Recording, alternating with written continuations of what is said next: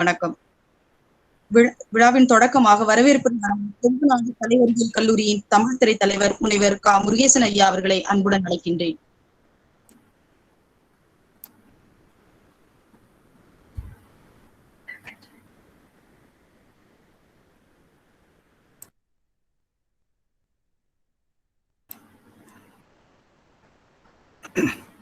அனைவருக்கும் வணக்கம். பல்லுயிரும் பலவுலகும் படைத்தளித்து துடைக்கினும் ஓர் எல்லையறு பரம்பொருள் முன்பிருந்தபடி இருப்பது போல் கன்னடமும் கலிதெலுங்கும் மலையாளமும் துளுவும் உன் உதிரத்தை எழுந்து ஒன்று பலவாயிடினும் ஆரியம் போல் உலகமளி வழக்களிந்தொழிந்து சிதையாவுன் சீரிழமை திறம் வியந்து செயல் மறந்து வாழ்த்துவமே என தமிழன்னையுடைய திருவடிகளை வணங்கிக் கொண்டு ஒரு அற்புதமான கவியரங்க நிகழ்வில் உங்களை எல்லாம் சந்திப்பதில் கொங்கு நாடு கலையறிவியல் கல்லூரி பெரிய மகிழ்ச்சி அடைகிறது. இந்த பாரத திருநாட்டில் தனித்த புகழுக்கு இடமாக இருக்கக்கூடிய த காலேஜ் ஆஃப் எக்ஸலன்ஸ் என்கிற தகுதியோடு பல்வேறு ஆற்றல்களையும் மண்ணில் பதிய வைத்துக் கொண்டிருக்கக்கூடிய ஒரு கல்லூரியின் நிகழ்வில் இணைந்திருக்கக்கூடிய ஆய்வாளர்கள், பேராசிரியர்கள், மாணவர்கள், கவிஞர்கள் அத்தனை பேரையும் வரவேற்கும் முகத்தான் உங்கள் முன்னால் நிற்கிறேன். ஒரு சிறிய நுண்குருமி நம்மையெல்லாம் கட்டி போட்டிருக்கிறது. அந்த கட்டுக்களில் நம்முடைய எண்ணங்கள் கட்டிவிடக்கூடாது என்பதற்காக, அந்த கிருமியினுடைய ஆளுமைக்கு நாம் ஆட்பட்டு நம்முடைய சிந்தனைகள் எல்லாம் முடங்கி போய்விடக்கூடாது என்பதற்காக, வானளாவிய எண்ணங்களை நம் உள்ளிருந்து நாம் வெளிக்கொண்டு வர முடியும் என்கிற ஆற்றல் நமக்கு இருக்கிற காரணத்தினால எம் கல்லூரி தமிழ்துறை அடங்கிக்கிட என்று சொன்னாலும் கூட அடங்காத தமிழ்துறை தான். அடங்கி வீட்டிலிரு என்று சொன்ன போதும் கூட நாங்கள் வீட்டில் இருக்கவில்லை. 2 நிகழ்வுகளை ஏற்கனவே நடத்தி நிறைவு செய்திருக்கிறோம். 3வது நிகழ்வாக கவிதை மலையில் உங்களை நனைய வைக்க வேண்டும் என்பது எங்களுடைய விருப்பம். அந்த வகையில் நாங்கள் எடுக்கிற ஒவ்வொரு காரியத்திற்கும் ஊக்க சக்தியாக இருக்கக்கூடியவர் இந்த அறிவுத்திருக்கோயிலின் ஆற்றல் சார் செயலாளர் மற்றும் இயக்குனர் டாக்டர் சி. ஏ. வாசுகி அம்மா நம்மிடையே இருக்கிறார்கள். எம் தமிழ்துறையின் சார்பாக அவர்களை வருக வருக என நான் கரங்குவித்து வரவேற்பதில் பெரிய மகிழ்ச்சி அடைகின்றேன். இந்த உலகத்தில் 1000 தர்மங்கள் இருக்கின்றன, 1000 அறங்கள் இருக்கின்றன. அவற்றையெல்லாம் விட ஒரு ஏழைக்கு எழுத்தறிவித்து சொல்லக்கூடிய அந்த அறம்தான் மிகப்பெரிய அறம் என்று மகாகவி பாரதி சொல்லுகிறான். அன்னசத்திரம் 1000 வைத்தலும் ஆலயம் 10,000 நாட்டலும், ஒரு கோயில் 2 கோயில் இல்ல, 10,000 நாட்டலும் பின்னருள்ள தர்மங்கள் யாவும் பெயர் விளங்க உடனேற்றலும். கடைசி வரிதான் ரொம்ப முக்கியமான வரி. அண்ணா யாவினும் புண்ணியம் கோடி அங்கு ஒரு ஏழைக்கு எழுத்தறிவித்தல். அந்த கடைசி வரியை மறுபடியும் அடிக்கோளிட்டுக் கொள்ளுங்கள். அண்ணா யாவினும் புண்ணியங்கோடி அங்கு ஒரு ஏழைக்கு எழுத்தறிவித்தல் என்கிற உயரிய நோக்கத்தோடு தொடங்கப்பட்ட இந்த அறிவுத்திருக்கோயில் 48 ஆண்டுகளாக கிராமம் சார்ந்திருக்கக்கூடிய பிள்ளைகளுக்காக, ஏழையின் வயிற்றில் பிறந்து கல்வி எனக்கு கிடைக்குமோ என்று ஏங்கிக் கொண்டிருக்கக்கூடிய குழந்தைகளுக்காக கல்வியை வாரி வழங்கி கொண்டிருக்கிறது என்று சொன்னார். அத்தகைய கொடையுள்ளம் கொண்ட இந்த கல்லூரியினுடைய இன்றைய தலைவர், மேனாள் செயலாளர், எங்களுடைய தலைவர் ஐயா அவர்களுக்கும் இன்று எங்களை எல்லாம் நெறிப்படுத்தி கொண்டு அந்த அறிவுத்திருக்கோயிலில் ஆற்றல் எங்கேனும் குறைந்து போய்விடக்கூடாது என்பதற்காக தன்னை முழுமையாக அர்ப்பணித்துக் கொண்டு வழிநடத்தக்கூடிய எங்கள் செயலரம்மா அவர்களுக்கும், அதே சமயம் எங்களுக்கு இந்த கொங்கு நாடு கலையறிவியல் கல்லூரி என்கிற ஒரு கடல் என்று சொல்லுகிறேன். இந்த கடலில் நீங்கள் என்ன வேண்டுமானால் எடுத்துக்கொள்ளலாம். முத்துக்கள் உண்டு, மணிகள் உண்டு, ரத்தினம் உண்டு, நல்ல மீன்கள் உண்டு, கெண்டை மீன்கள் உண்டு, கழுத்தி மீன்கள் உண்டு, எது வேண்டுமானால் நீங்கள் எடுத்துக்கொள்ளலாம். நான் சொல்லுவதெல்லாம் பாடப்பிரிவுகள் ஒவ்வொன்றும். உங்களுக்கு எது வேண்டுமோ அதை நீங்கள் உங்களுடைய விருப்பத்திற்கு ஏற்படுத்திக் கொள்ளலாம் என்று சொன்னால், அத்தகைய பாடப்பிரிவுகளுக்கும் அத்தகைய செயல்பாடுகளுக்கும் ஊக்க சக்தியாக இருக்கிற இனியொரு சக்தியை நாங்கள் மறந்துவிட முடியாது. ஒன்று, எங்களுடைய நிர்வாகம் எங்களை அற்புதமாக வழிநடத்துகிறது என்று சொன்னால் அதற்கு மாலுமியாக ஒருவர் வேண்டும். மிகப்பெரிய கடல் என்று சொன்னேனே, அந்த கடலில் செல்லுகிற கப்பலாகத்தான் நாங்கள் எல்லாம் பயணம் செய்து கொண்டிருக்கிறோம். இந்த கப்பலுக்கு மாலுமி யார் தெரியுமா? எங்களுடைய கல்லூரியின் மாணவராக இருந்து இன்று எங்களிடையே முதல்வராக இருக்கக்கூடிய அன்பிற்கினிய பேராசிரியர் டாக்டர் லட்சுமணசாமி ஐயா அவர்கள் தான். ஒரு நண்பராக, ஒரு பேராசிரியராக, ஒரு உடன் பிறந்த உறவாக இருந்து நடத்த முடியும் என்பதை நிரூபித்துக் கொண்டிருக்கக்கூடியவர். இந்த கல்லூரிக்காக என்ன வேண்டுமானாலும் செய்வேன் என்று கைகளில் மட்டுமல்ல கால்களிலும் கங்கணம் கட்டிக் கொண்டிருக்கிறார். அப்படி இருக்கக்கூடிய பெருமகனார் எங்களுடைய உள்ளம் கவர்ந்தவர். அவரும் நம்மிடையே கூட இருக்கிறார்கள். அவர்களையும் கரங்குவித்து வருக வருக என வரவேற்கின்றேன். இந்த கவியரங்க தொடர் நிகழ்ச்சியை பற்றி சிந்திக்கிற போது, ஒரு கவிஞன் நினைத்தால் இந்த சமூகத்தை மாற்றி அமைக்க முடியும். மகாகவி பாரதி வாழ்ந்த காலகட்டத்தில் அவன் நினைத்தான், பட்டி தொட்டி எல்லாம் விடுதலை வேட்கையை கொண்டு போய் விதைத்து ஏழையும் கூட எழுந்து வரச் செய்தவன் மகாகவி பாரதி. அதற்கு பின்னால் பாரதிதாசன் என்று சொல்லுகிற போது ஏன் ஒரு சமூகத்தினுடைய விடிவெள்ளி கவிதை என்கிற பேனாவின் கூர்முனையில் இருக்கக்கூடாது என்பதை பற்றி எங்களுடைய கல்லூரியினுடைய பேராசிரியர், என் அன்பிற்கினிய சகோதரியார் நிஷாந்தினி அவர்கள் சிந்தித்தார்கள். அவரும் ஒரு அற்புதமான கவிஞர். 2 கவிதை தொகுப்புகளை வெளியிட்டு இருக்கக்கூடிய எங்களுடைய பேராசிரியர், ஒரு கவிஞரை எங்கள் தமிழ் துறையில் பேராசிரியராக வைத்திருக்கிறோம் என்பது எங்களுக்கெல்லாம் மிகப்பெரிய பெருமை. எங்காவது வேறு கவிதை தொடர்பாக ஒரு கூட்டம் கூடுகிற போது சென்று கலந்து கொள்ளுகிற போது அவர்கள் கேட்கிற பெயர், நிஷாந்தினி என்கிற ஒரு கவிஞர் உங்களுடைய கல்லூரி வேலை பார்க்கிறாரா என்று. அந்த இடத்தில் எனக்கு மிக பெருமையாக இருக்கும், ஆம் எம் துறை பேராசிரியர் என்று. அத்தகைய ஆளுமையுடைய கவிஞர் இந்த நிகழ்வுக்கான ஏற்பாடுகளை செய்திருக்கிறார்கள். இன்று தொடங்கி தொடர்ந்து 5 நாட்களுக்கு வெறும் கவிதை மலையில் மட்டும்தான் நனைய போகிறோம். காற்றடிக்காது, புயல் வராது, கல்வாரி ஒழிக்காது, ஆனா கவிதை மலை மட்டும் பொழிந்து கொண்டே இருக்கும். எப்படி மிகப்பெரிய வேகமா நடித்து நம்மளை கொண்டு போய் தள்ளி விடுகிற அடைமழை அல்ல, மெல்ல மெல்ல மெல்ல மெல்ல தூம்புகின்ற சாரல் மழை, அதுதான் சுகமாக இருக்கும். அது போன்ற கவிதைகளை வழங்குவதற்காக 5 கவிஞர் பெருமக்கள் நம்மிடையே இணைய இருக்கிறார்கள். இன்றைக்கு நமக்கு கவிதை வழங்க இருக்க ஒரு பெண்ணின் உயர் திலகம் என்று பாராட்டக்கூடிய, பொதுவாக கல்வி ஒன்று பெண்களுக்கு ஒரு குறிப்பிட்ட காலம் வரை கல்வி கிடைக்கவில்லை. அப்படியே கல்வி கிடைத்தாலும் கூட அவர்கள் இந்த சமூகத்தில் ஒரு மதிப்பான பதவியில் இருந்து சாதிக்க முடியவில்லை. அதற்கு இந்த சமூகம் ஏகப்பட்ட சிக்கல்களை இன்றும் வழங்கிக் கொண்டிருக்கிறது. முழுமையாக இல்லை என்று சொல்ல முடியாது. ஆனால் இத்தகைய எதிர்நீச்சல்களை எல்லாம் எதிர்த்து ஒரு பெண்ணால் போராட முடியுமா? போராடி இருக்கிறார். பல்வேறு தளங்களில் தன்னை அடையாளப்படுத்தி இந்த உலகத்தின் ஒவ்வொரு மூலைகளிலும் கவிஞர் என்கிற ஒரு வரிசை இருந்தால் அங்கு ஆண்டாள் என்கிற ஒரு பெயர் இருக்கும். உங்க நாட்டுக்கு மிகப்பெரிய சிறப்பு. கல்லூரி நிர்வாகத்தோடு மிக மிக மிக நெருக்கமுடையவர். எங்கள் தமிழ் துறை மீது, எங்கள் கல்லூரியின் மீது மிகப்பெரிய பற்றாளர்கள். அவருடைய எழுத்தினை நாங்கள் பாடமாக வைத்திருக்கிறோம் எங்களுடைய பிள்ளைகளுக்கு. அப்படி என்றால் அவருடைய கவிதை வீச்சு எந்த அளவுக்கு இருக்கும் என்பதை உடன் இருக்கக்கூடிய நம்முடைய நண்பர்கள் உணர்ந்து கொள்ளுங்கள். ஒன்றே ஒரு செய்தியை சொல்லி அவர்களை நான் அறிமுகப்படுத்துவதை நான் நிறைவு செய்ய வேண்டும். பெண்ணின் பேனா முனை ஒவ்வொரு போதும் தலை சாய்கிற போது இந்த சமூகம் கீழிருந்து மேலே எழுகிறது என்பதை நிரூபித்திருக்கக்கூடிய கவிஞராக இருக்கிறார். அவர் செய்திருக்கக்கூடிய சமூக பணிகளை விட அவர் ஆற்றி இருக்கக்கூடிய கவிதை பணிகள் ஆயிரம் ஆயிரம் ஆயிரம் ஆயிரம். தொலைக்காட்சி நிலையத்தின் இயக்குநராக இருந்து பல்வேறு சாதனைகளை பட்டி தொட்டி எங்கும் சென்றிருக்கிறார், ஏழை மக்களுடைய வாழ்க்கை மேம்படுவதற்காக. அதே போல அவர் எழுதிய ஒரே ஒரு புதினம் இந்த தமிழகத்தில் இருக்கிற அத்துணை பல்கலைக்கழகங்களும் பாடமாக வைக்கப்பட்டது. நாங்களும் வைத்திருந்தோம். எம் கல்லூரியிலும் அது பாடமாக நாங்கள் வைத்திருந்தோம் என்று சொன்னால் தகனம். தகனம் என்று சொன்ன உடனேயே மிகப்பெரிய விருது பெற்று இருக்கக்கூடிய அந்த புதினம் யாரை பற்றி பேசுகிறது? சுடுகாட்டில் பிணம் இருக்கக்கூடிய ஒருவனை பற்றி பேசுகிறது. அப்போ யாரை வேண்டுமானாலும் ஒரு காவியத்திற்கு, ஒரு கவிதைக்கு, ஒரு புதினத்திற்கு, ஒரு சிறுகதைக்கு நாயகனாக ஆக்க முடியும் என்கிற ஒரு ஆளுமை ஒரு பெண்ணின் மனதில் உருவெடுத்திருக்கிறது. மிகப்பெரிய விஷயங்க. சுடுகாட்டுக்கு சென்று அங்கேயே இருந்து அங்கு பிணமரிக்க காட்சியெல்லாம் நேரடியாக பார்த்து எழுதினேன் என்று அவர் முன்னுரையில் குறிப்பிடுகிறார்.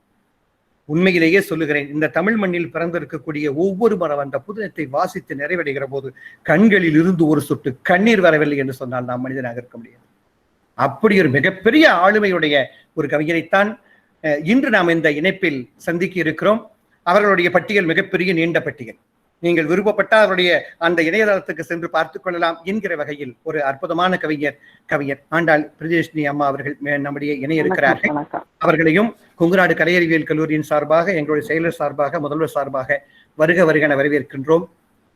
தொடர்ந்து 4 நாட்கள் நடைபெறுகிற கவிதை மலையில் நவீன கவிஞர்களுடைய கவித்துவ குரல் என்பதை பற்றி வேணுகோபாலன், இந்த கொங்குமண்ணுக்கு சொந்தக்காரர், கொங்குமண்ணிலுடைய பெண்கள் படுகிற சீரழிவுகளை, கொங்குமணி விவசாயம் சார்ந்திருக்கக்கூடிய சிக்கல்களை கொண்டு போய் சேர்ப்பதில் ஒரு தனி இடம் வேணுகோபால் கொண்டு. நாங்கள் எல்லாம் சொல்லுவோம், அவருடைய பாடம், அவருடைய எழுத்தையும் நாங்கள் பாடமாக வைத்திருந்தோம். ஏதோ இவர்களுக்கெல்லாம் நான் கட்டியம் கூறுவதாக நீங்கள் நினைத்து விடக்கூடாது. அந்த அளவுக்கு ஆளுமையுடையவர்கள் என்பதை சொல்ல வந்தேன். அடுத்த நாளாக கவிஞர் அகரமுதல்வர் அவர்கள் பக்தி என்று சொன்ன உடனே ஏதோ கோயில் வழிபாடு, சாமி படையல் என்று இல்லை. அந்த பக்தியின் வழியாக இந்த சமூகத்துக்கான மேம்பாடுகளை கொடுக்க முடியுமா என்று கவிஞர் அகரமுதல்வன் சிந்திக்கிறார். அவருடைய கவிதை வீச்சை நாம் நனைந்து கேட்க இருக்கிறோம்.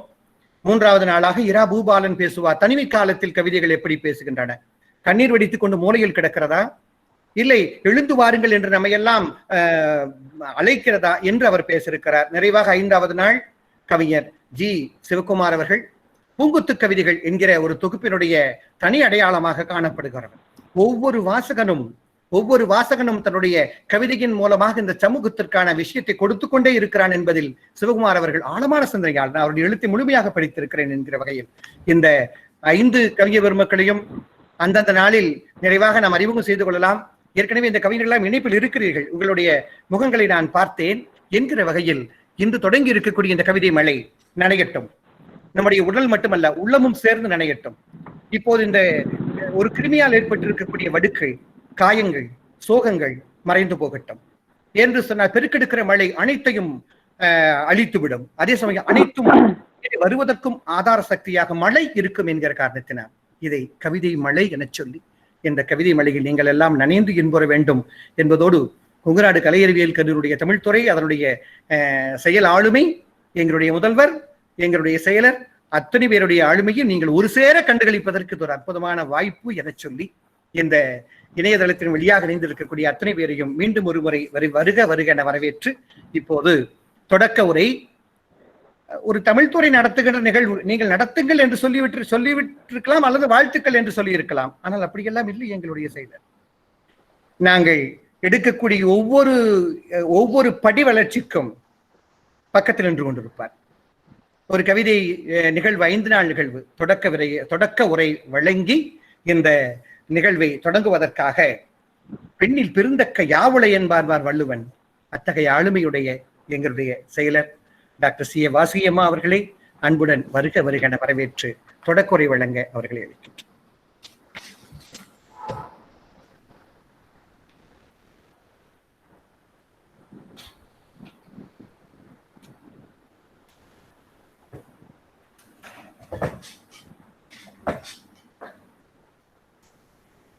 வணக்கம்மா.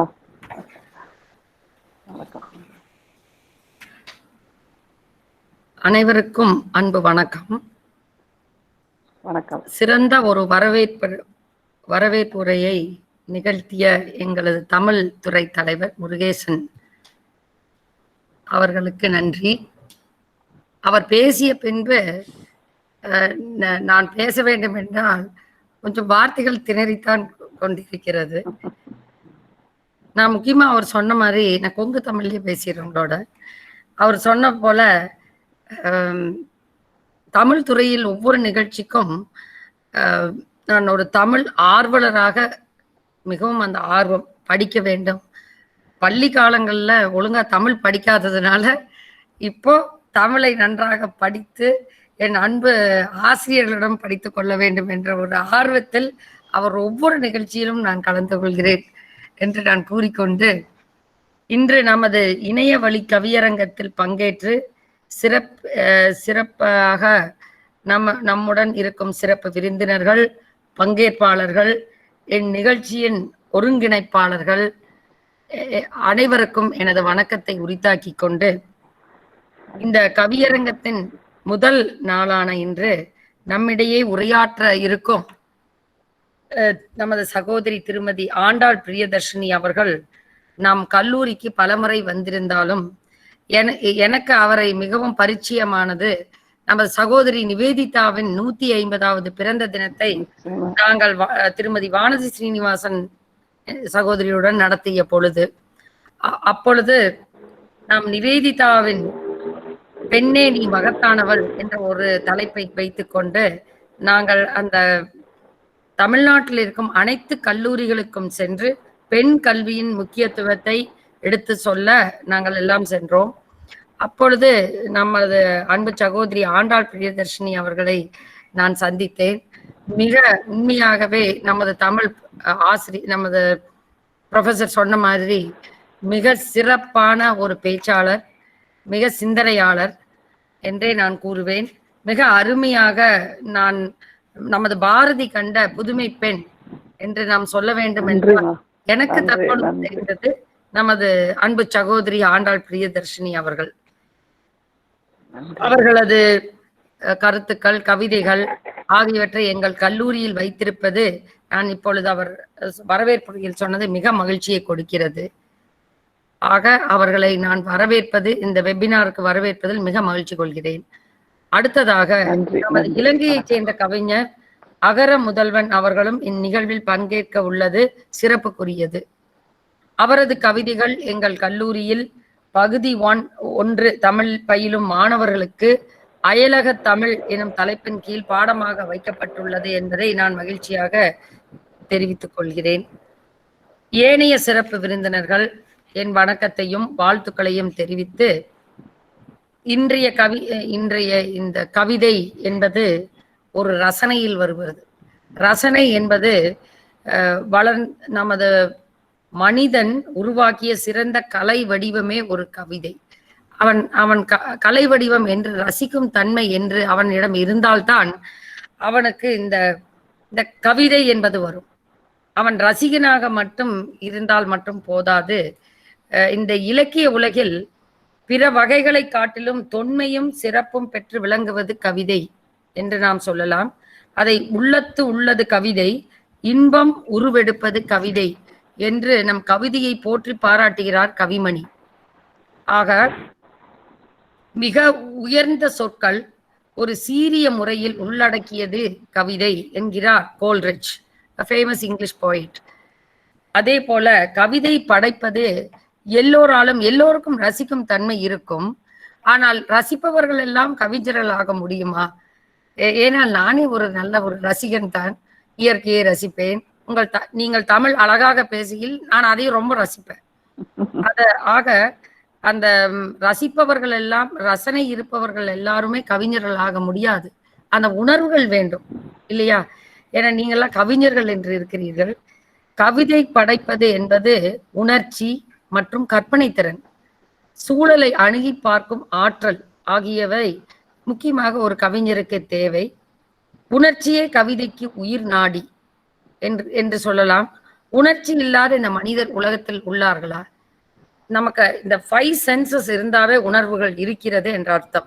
If your 5 senses are active, இந்த 5 புலன்களும் நமக்கு ஆக்டிவா இருக்கையில கண்டிப்பாக நம்ம எல்லாம் உணர்ச்சியுடைய ஒரு மனிதர்கள் ஒவ்வொரு வகையிலும். அதே போல மனிதன் வாழ்வே உணர்ச்சி மயமானது. நம் உணர்வுகள் இல்லாமல் நமது வாழ்க்கையே ஒரு பூர்ணமாகாது. துன்பத்தில் நமக்கு என்ன வருகிறது? அழுகை வருகிறது. அதே போல் இன்பத்தில் நமக்கு உவகை, ஆற்றலால் பிறக்கும் பெருமிதம், இகழ்ச்சியால் பிறக்கும் நகைச்சுவை, வியப்பால் பிறக்கும் ஆச்சரியம் என்று பல உணர்ச்சிகள் மனித வாழ்வில் தொடர்ந்து வந்து கொண்டேதான் இருக்கின்றன. இத்தகைய உணர்வுகளை ஒரு அழகாக கலை வடிவமாக கொண்டு செல்பவன் தான் கவிஞன். ஆக இந்த கவிதைக்கு அழகு சேர்ப்பது கவிஞனின் கற்பனை திறன் ஆகும். கற்பனையும் உணர்வுகளும் சிறந்த அழகாக வெளிப்படுவது சிறந்த கவிதைகளாக வருகிறது. Imagination, they always say imagination should go wild. அதுக்கு எந்த கட்டுப்பாடு இருக்கக்கூடாது. கற்பனைங்கிறத நீங்க கட்டுப்படுத்தினீங்கன்னா அது கற்பனை நீங்க அது வைல்டா போகணும் இல்லையா? there should not be any hardness to it. ஆக அந்த மாதிரி ஒரு கவிஞனுக்கு அந்த கற்பனை சக்தியில எந்த ஒரு கட்டுப்பாடே இல்லை. அது அவன் தான் சிறந்த கவிஞனாக வருவான். அதனாலதான் அவன் நம்ம சின்ன குழந்தையில படிச்சது நிலா நிலா ஓடி வாங்குறான். நிலா ஓடியாந்துருமா? அப்ப கவிஞன் தான் அதை சொல்ல முடியும். நிலா ஓடி வர வைப்பான், காற்ற கையுக்குள் வைப்பான். நம்ம சின்ன குழந்தைகளுக்கு சொல்ற மாதிரி அந்த மாதிரி பல கவிதைகளை ரொம்ப அழகாக, சில பேர் கற்பனையிலேயே நாம எவ்வளவோ அனுபவிச்சு கொள்கிறோம். இந்த கவிதைகள் பல பாடல்கள், இந்த திரையிசை பாடல்களே நமக்கு ஒரு கண்ணதாசன், பட்டுக்கோட்டையார் அவங்க எழுதின பாடல்கள்லாம் நீங்க பாத்தீங்கன்னா அந்த காலகட்டத்தில் என்ன ஒரு அழகாக ஒரு கற்பனையில் அவர்கள் பாடினார்கள் என்பது. அந்த கற்பனையில் பாடியது மேபி அவங்க தொலைதூர பார்வையிலும் பாடியிருக்கிறார்களோ என்னமோ, சில கற்பனைகளும் உண்மைகள் ஆகிவிட்டன. இதை நாம் பார்க்கிறோம். ஆக இந்த அழகான இந்த கவிதை விழாவை ஒருங்கிணைந்து உலகத்தில் இருக்கும் அனைவரையும் ஒன்று சேர்த்து நடக்கும் எங்கள் தமிழ் துறை, நானும் இதில் ஒரு சிறிய துளியாக பங்கேற்று அதை ரசிக்க நானும் மிக மகிழ்ச்சியாக இருக்கிறேன் என்று கூறிக்கொள்கிறேன். நன்றி, வணக்கம். வணக்கம்மா.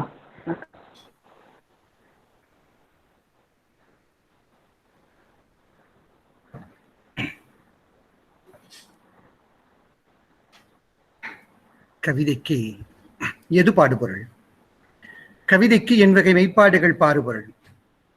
ஒரு ரசனை மட்டும் இருந்து விட்டால் போதும் கவிதை ஊற்றெடுக்கும் என சொல்லி ஒரு அற்புதமான தொடக்க உரையை வழங்கி இருக்கக்கூடிய எங்களுடைய கல்லூரியின் செயலரம்மா அவர்களுக்கு நெஞ்சார்ந்த நன்றியை தெரிவித்துக் கொள்கிறோம். அப்பப்போ அவருடைய உரையில் ஆங்கிலம் சேர்ந்து நடனமாடும், ஆனால் சுவை ஒருபோதும் குன்றிவிடாது என்கிற வகையில் அம்மா அவர்களுக்கு பணிவான நன்றியை தெரிவித்துக் கொள்கிறோம். இப்ப எங்களுக்கு தலைமை சார்ந்து இருக்கக்கூடிய முதல்வர் அவர்கள் வாழ்த்த வேண்டாமா? ஒரு துறை நடத்துகின்ற எந்த ஒரு விழாவாக இருந்தாலும் எங்களுடைய அதுவும் குறிப்பிடும்படியாக எம் தமிழ் துறையின் மீது தாளாத பற்று கொண்டவர் எங்களுடைய முதல்வர் அவர்கள். கடந்த நீண்ட ஆண்டுகளாக நாங்கள் அவரோடு இணைந்து பணியாற்றி கொண்டிருந்தோம். இன்று எங்களிடையே அவர்கள் முதல்வராக இருக்க எல்லா காலத்துக்குமே எங்களை தோளை தட்டி கொடுத்து செய்யுங்கள் என சொல்லுகிற அற்புதமான உள்ளம் எங்களுடைய முதல்வர் அவர்கள். இப்போ எங்களுடைய இந்த கவிதை செயல்பாட்டுகளுக்காக, இந்த கவிதை மழைக்காக, இந்த கவிதை வாரத்திற்காக அவர்கள் வாழ்த்து சொல்ல வருகிறார்கள். அன்பிற்கிடையே எங்களுடைய முதல்வர் டாக்டர் லட்சுமிசாமி ஐயா அவர்களை அன்போடு வரவேற்கிறோம்.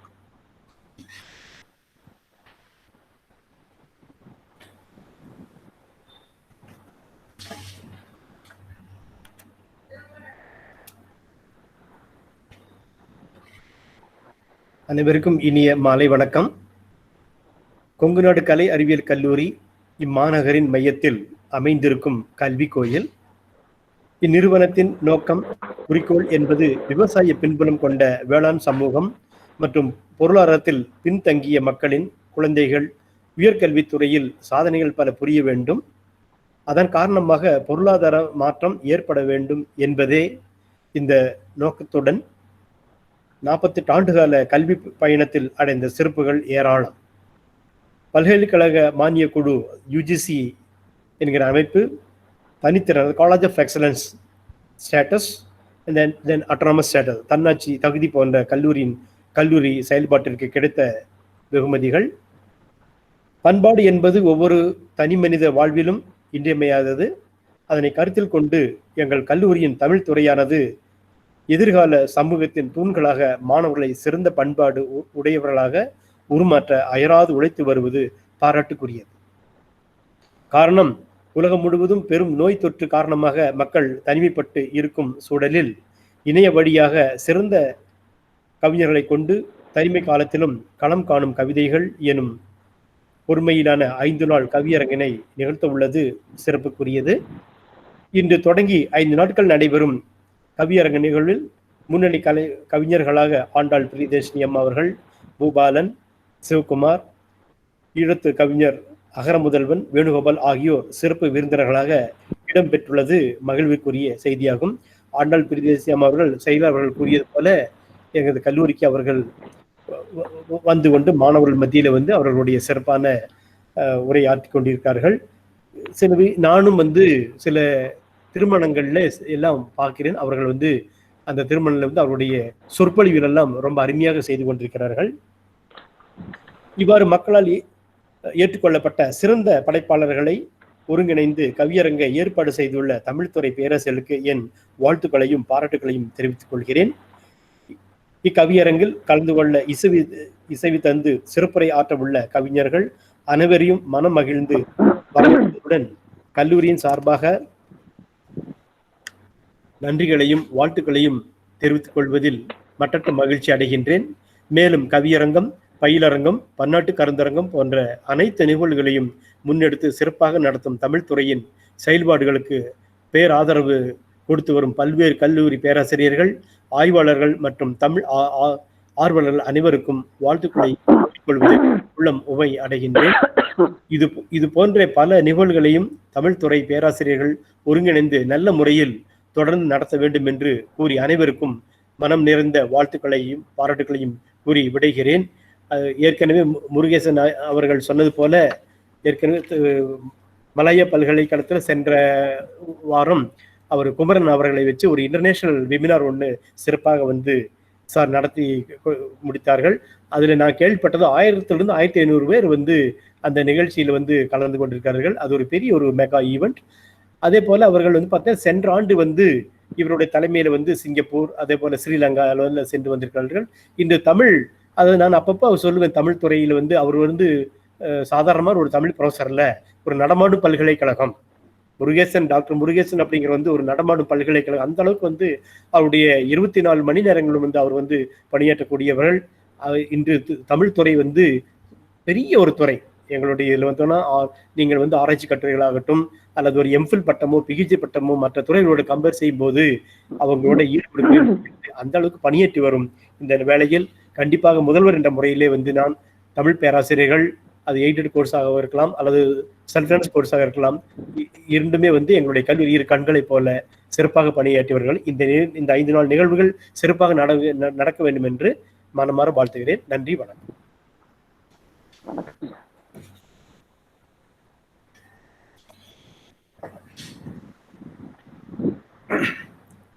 வாழ்த்துவதற்கு என்ன வேண்டும்? வாழ்த்துவதற்கு நிறைவான மனம் இருந்தால் போதும். வாழ்த்துவதற்கு சொற்கள் தானே மனதிலிருந்து அப்படியே பீரிட்டு வரும் என்பதை எங்களுடைய அன்பிற்கினிய முதல்வர் ஐயா அவர்கள் கொடிட்டு காட்டியிருக்கிறார்கள்.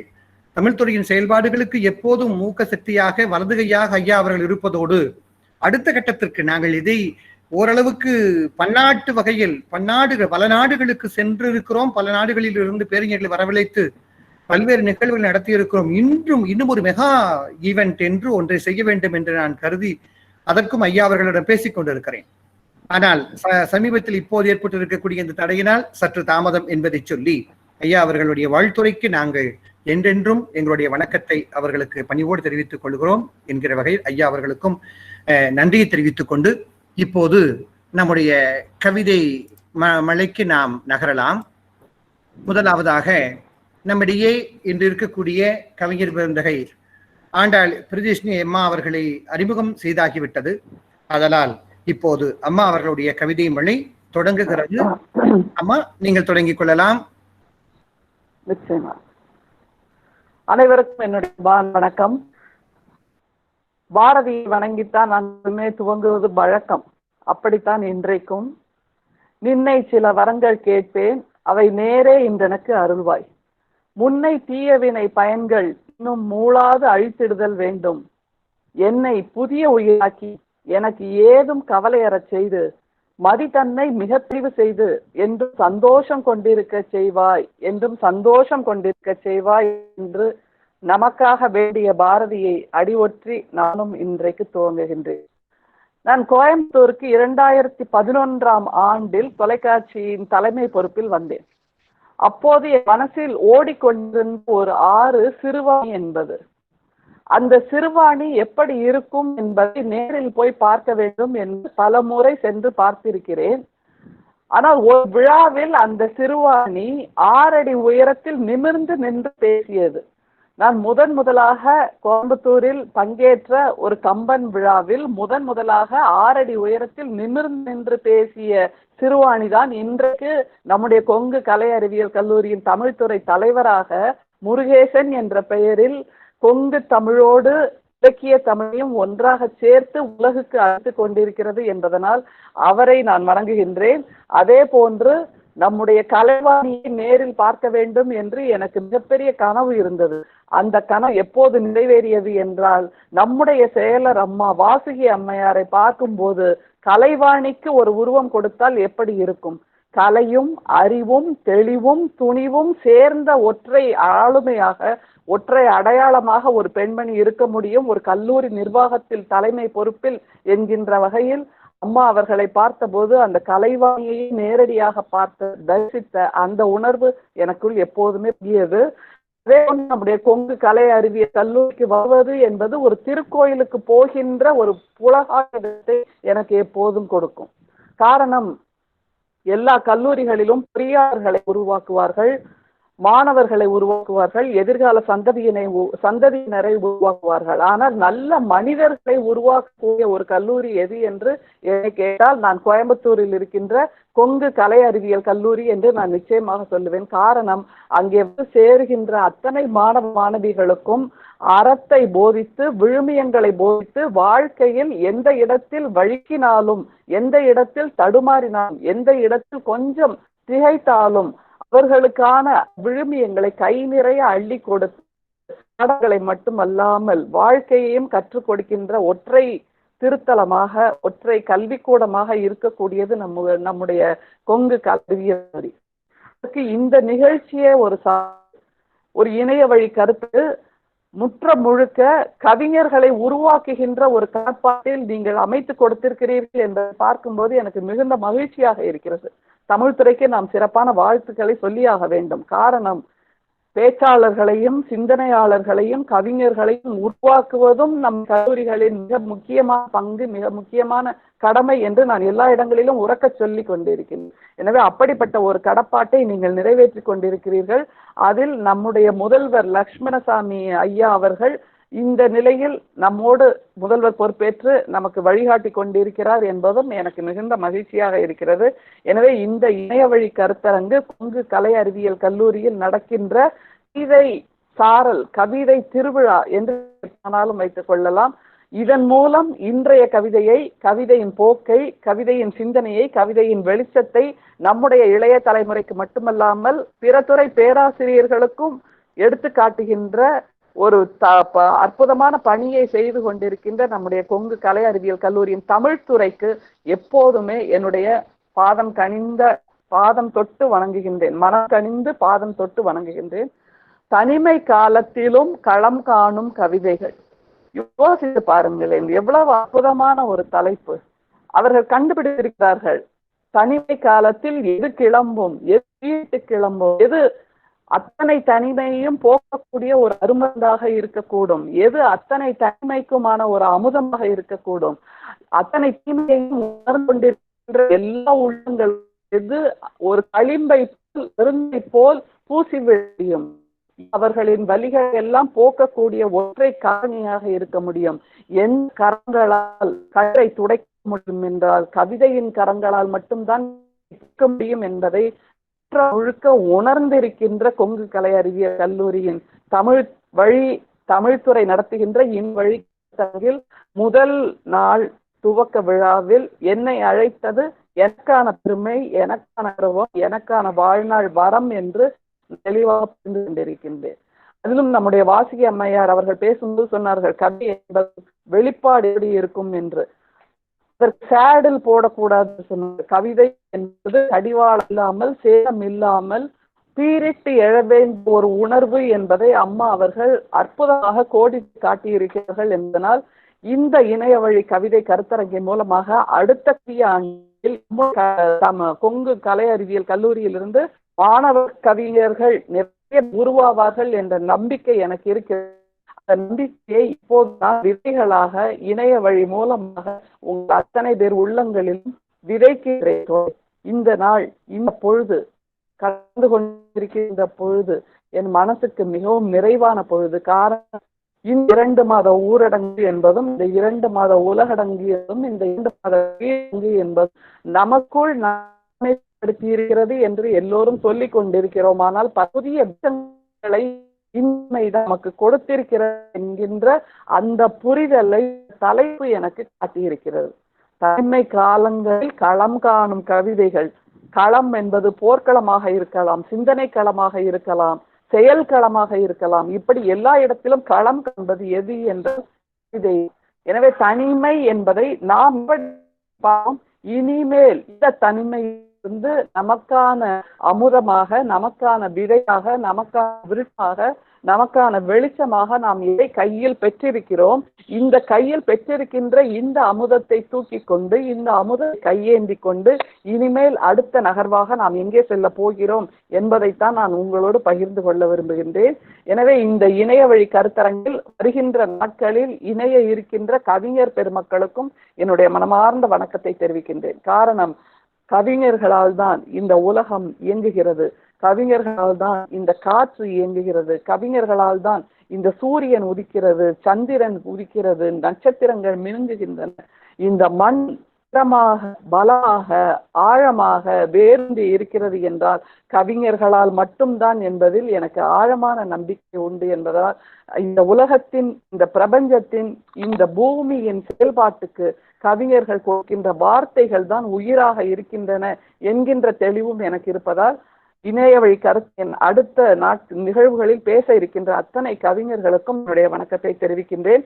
இந்த நிகழ்வை கேட்டுக்கொண்டிருக்கிற மாணவ குழந்தைகள், நீங்கள் எப்படிப்பட்ட கவிதையை உள்வாங்க வேண்டும், எப்படி உங்களை கவிதை சிந்தனையோடு உருவாக்கி கொள்ள வேண்டும் என்பதை ஒரு மிகச்சிறந்த பாடமாக உங்களுக்கு இந்த 5 நாட்கள் கிடைக்கின்றன என்பதால் நீங்கள் அதை சிக்கன பிடித்து கொள்ளுங்கள். பிடித்து கொண்டு இதிலிருந்து மேலே கிளம்பி இந்த சமூகத்தின் அடையாளங்களாக, விழுமியங்களாக நீங்கள் உருவாக வேண்டும் என்பதற்கான ஆசீர்வாதங்களையும் நான் முதலிலேயே தந்து விடுகின்றேன். இனிமேல் இந்த தலைப்புக்குள் போகலாம் என்று நான் நினைக்கின்றேன். வரலாற்று பக்கங்களை புரட்டி பார்க்கும் போது இந்த கொள்ளை நோய், நுண்கிருமி என்று சொல்கிறோம் அல்லவா, இந்த நுண்கிருமியின் தாக்குதல் பிரபஞ்சத்தில் காலம் காலமாக இருந்து வந்திருக்கிறது தோழர்களே. வரலாற்றின் பக்கங்களை புரட்டி பார்க்கும்போது கிமு 3000 ஆண்டில் முதல் தொற்றை நம்முடைய வரலாறு பதிவு செய்திருக்கிறது. அந்த முதல் தொற்றுக்கு பெயர் சிர்கா, CIRCA என்பதாக இருக்கிறது.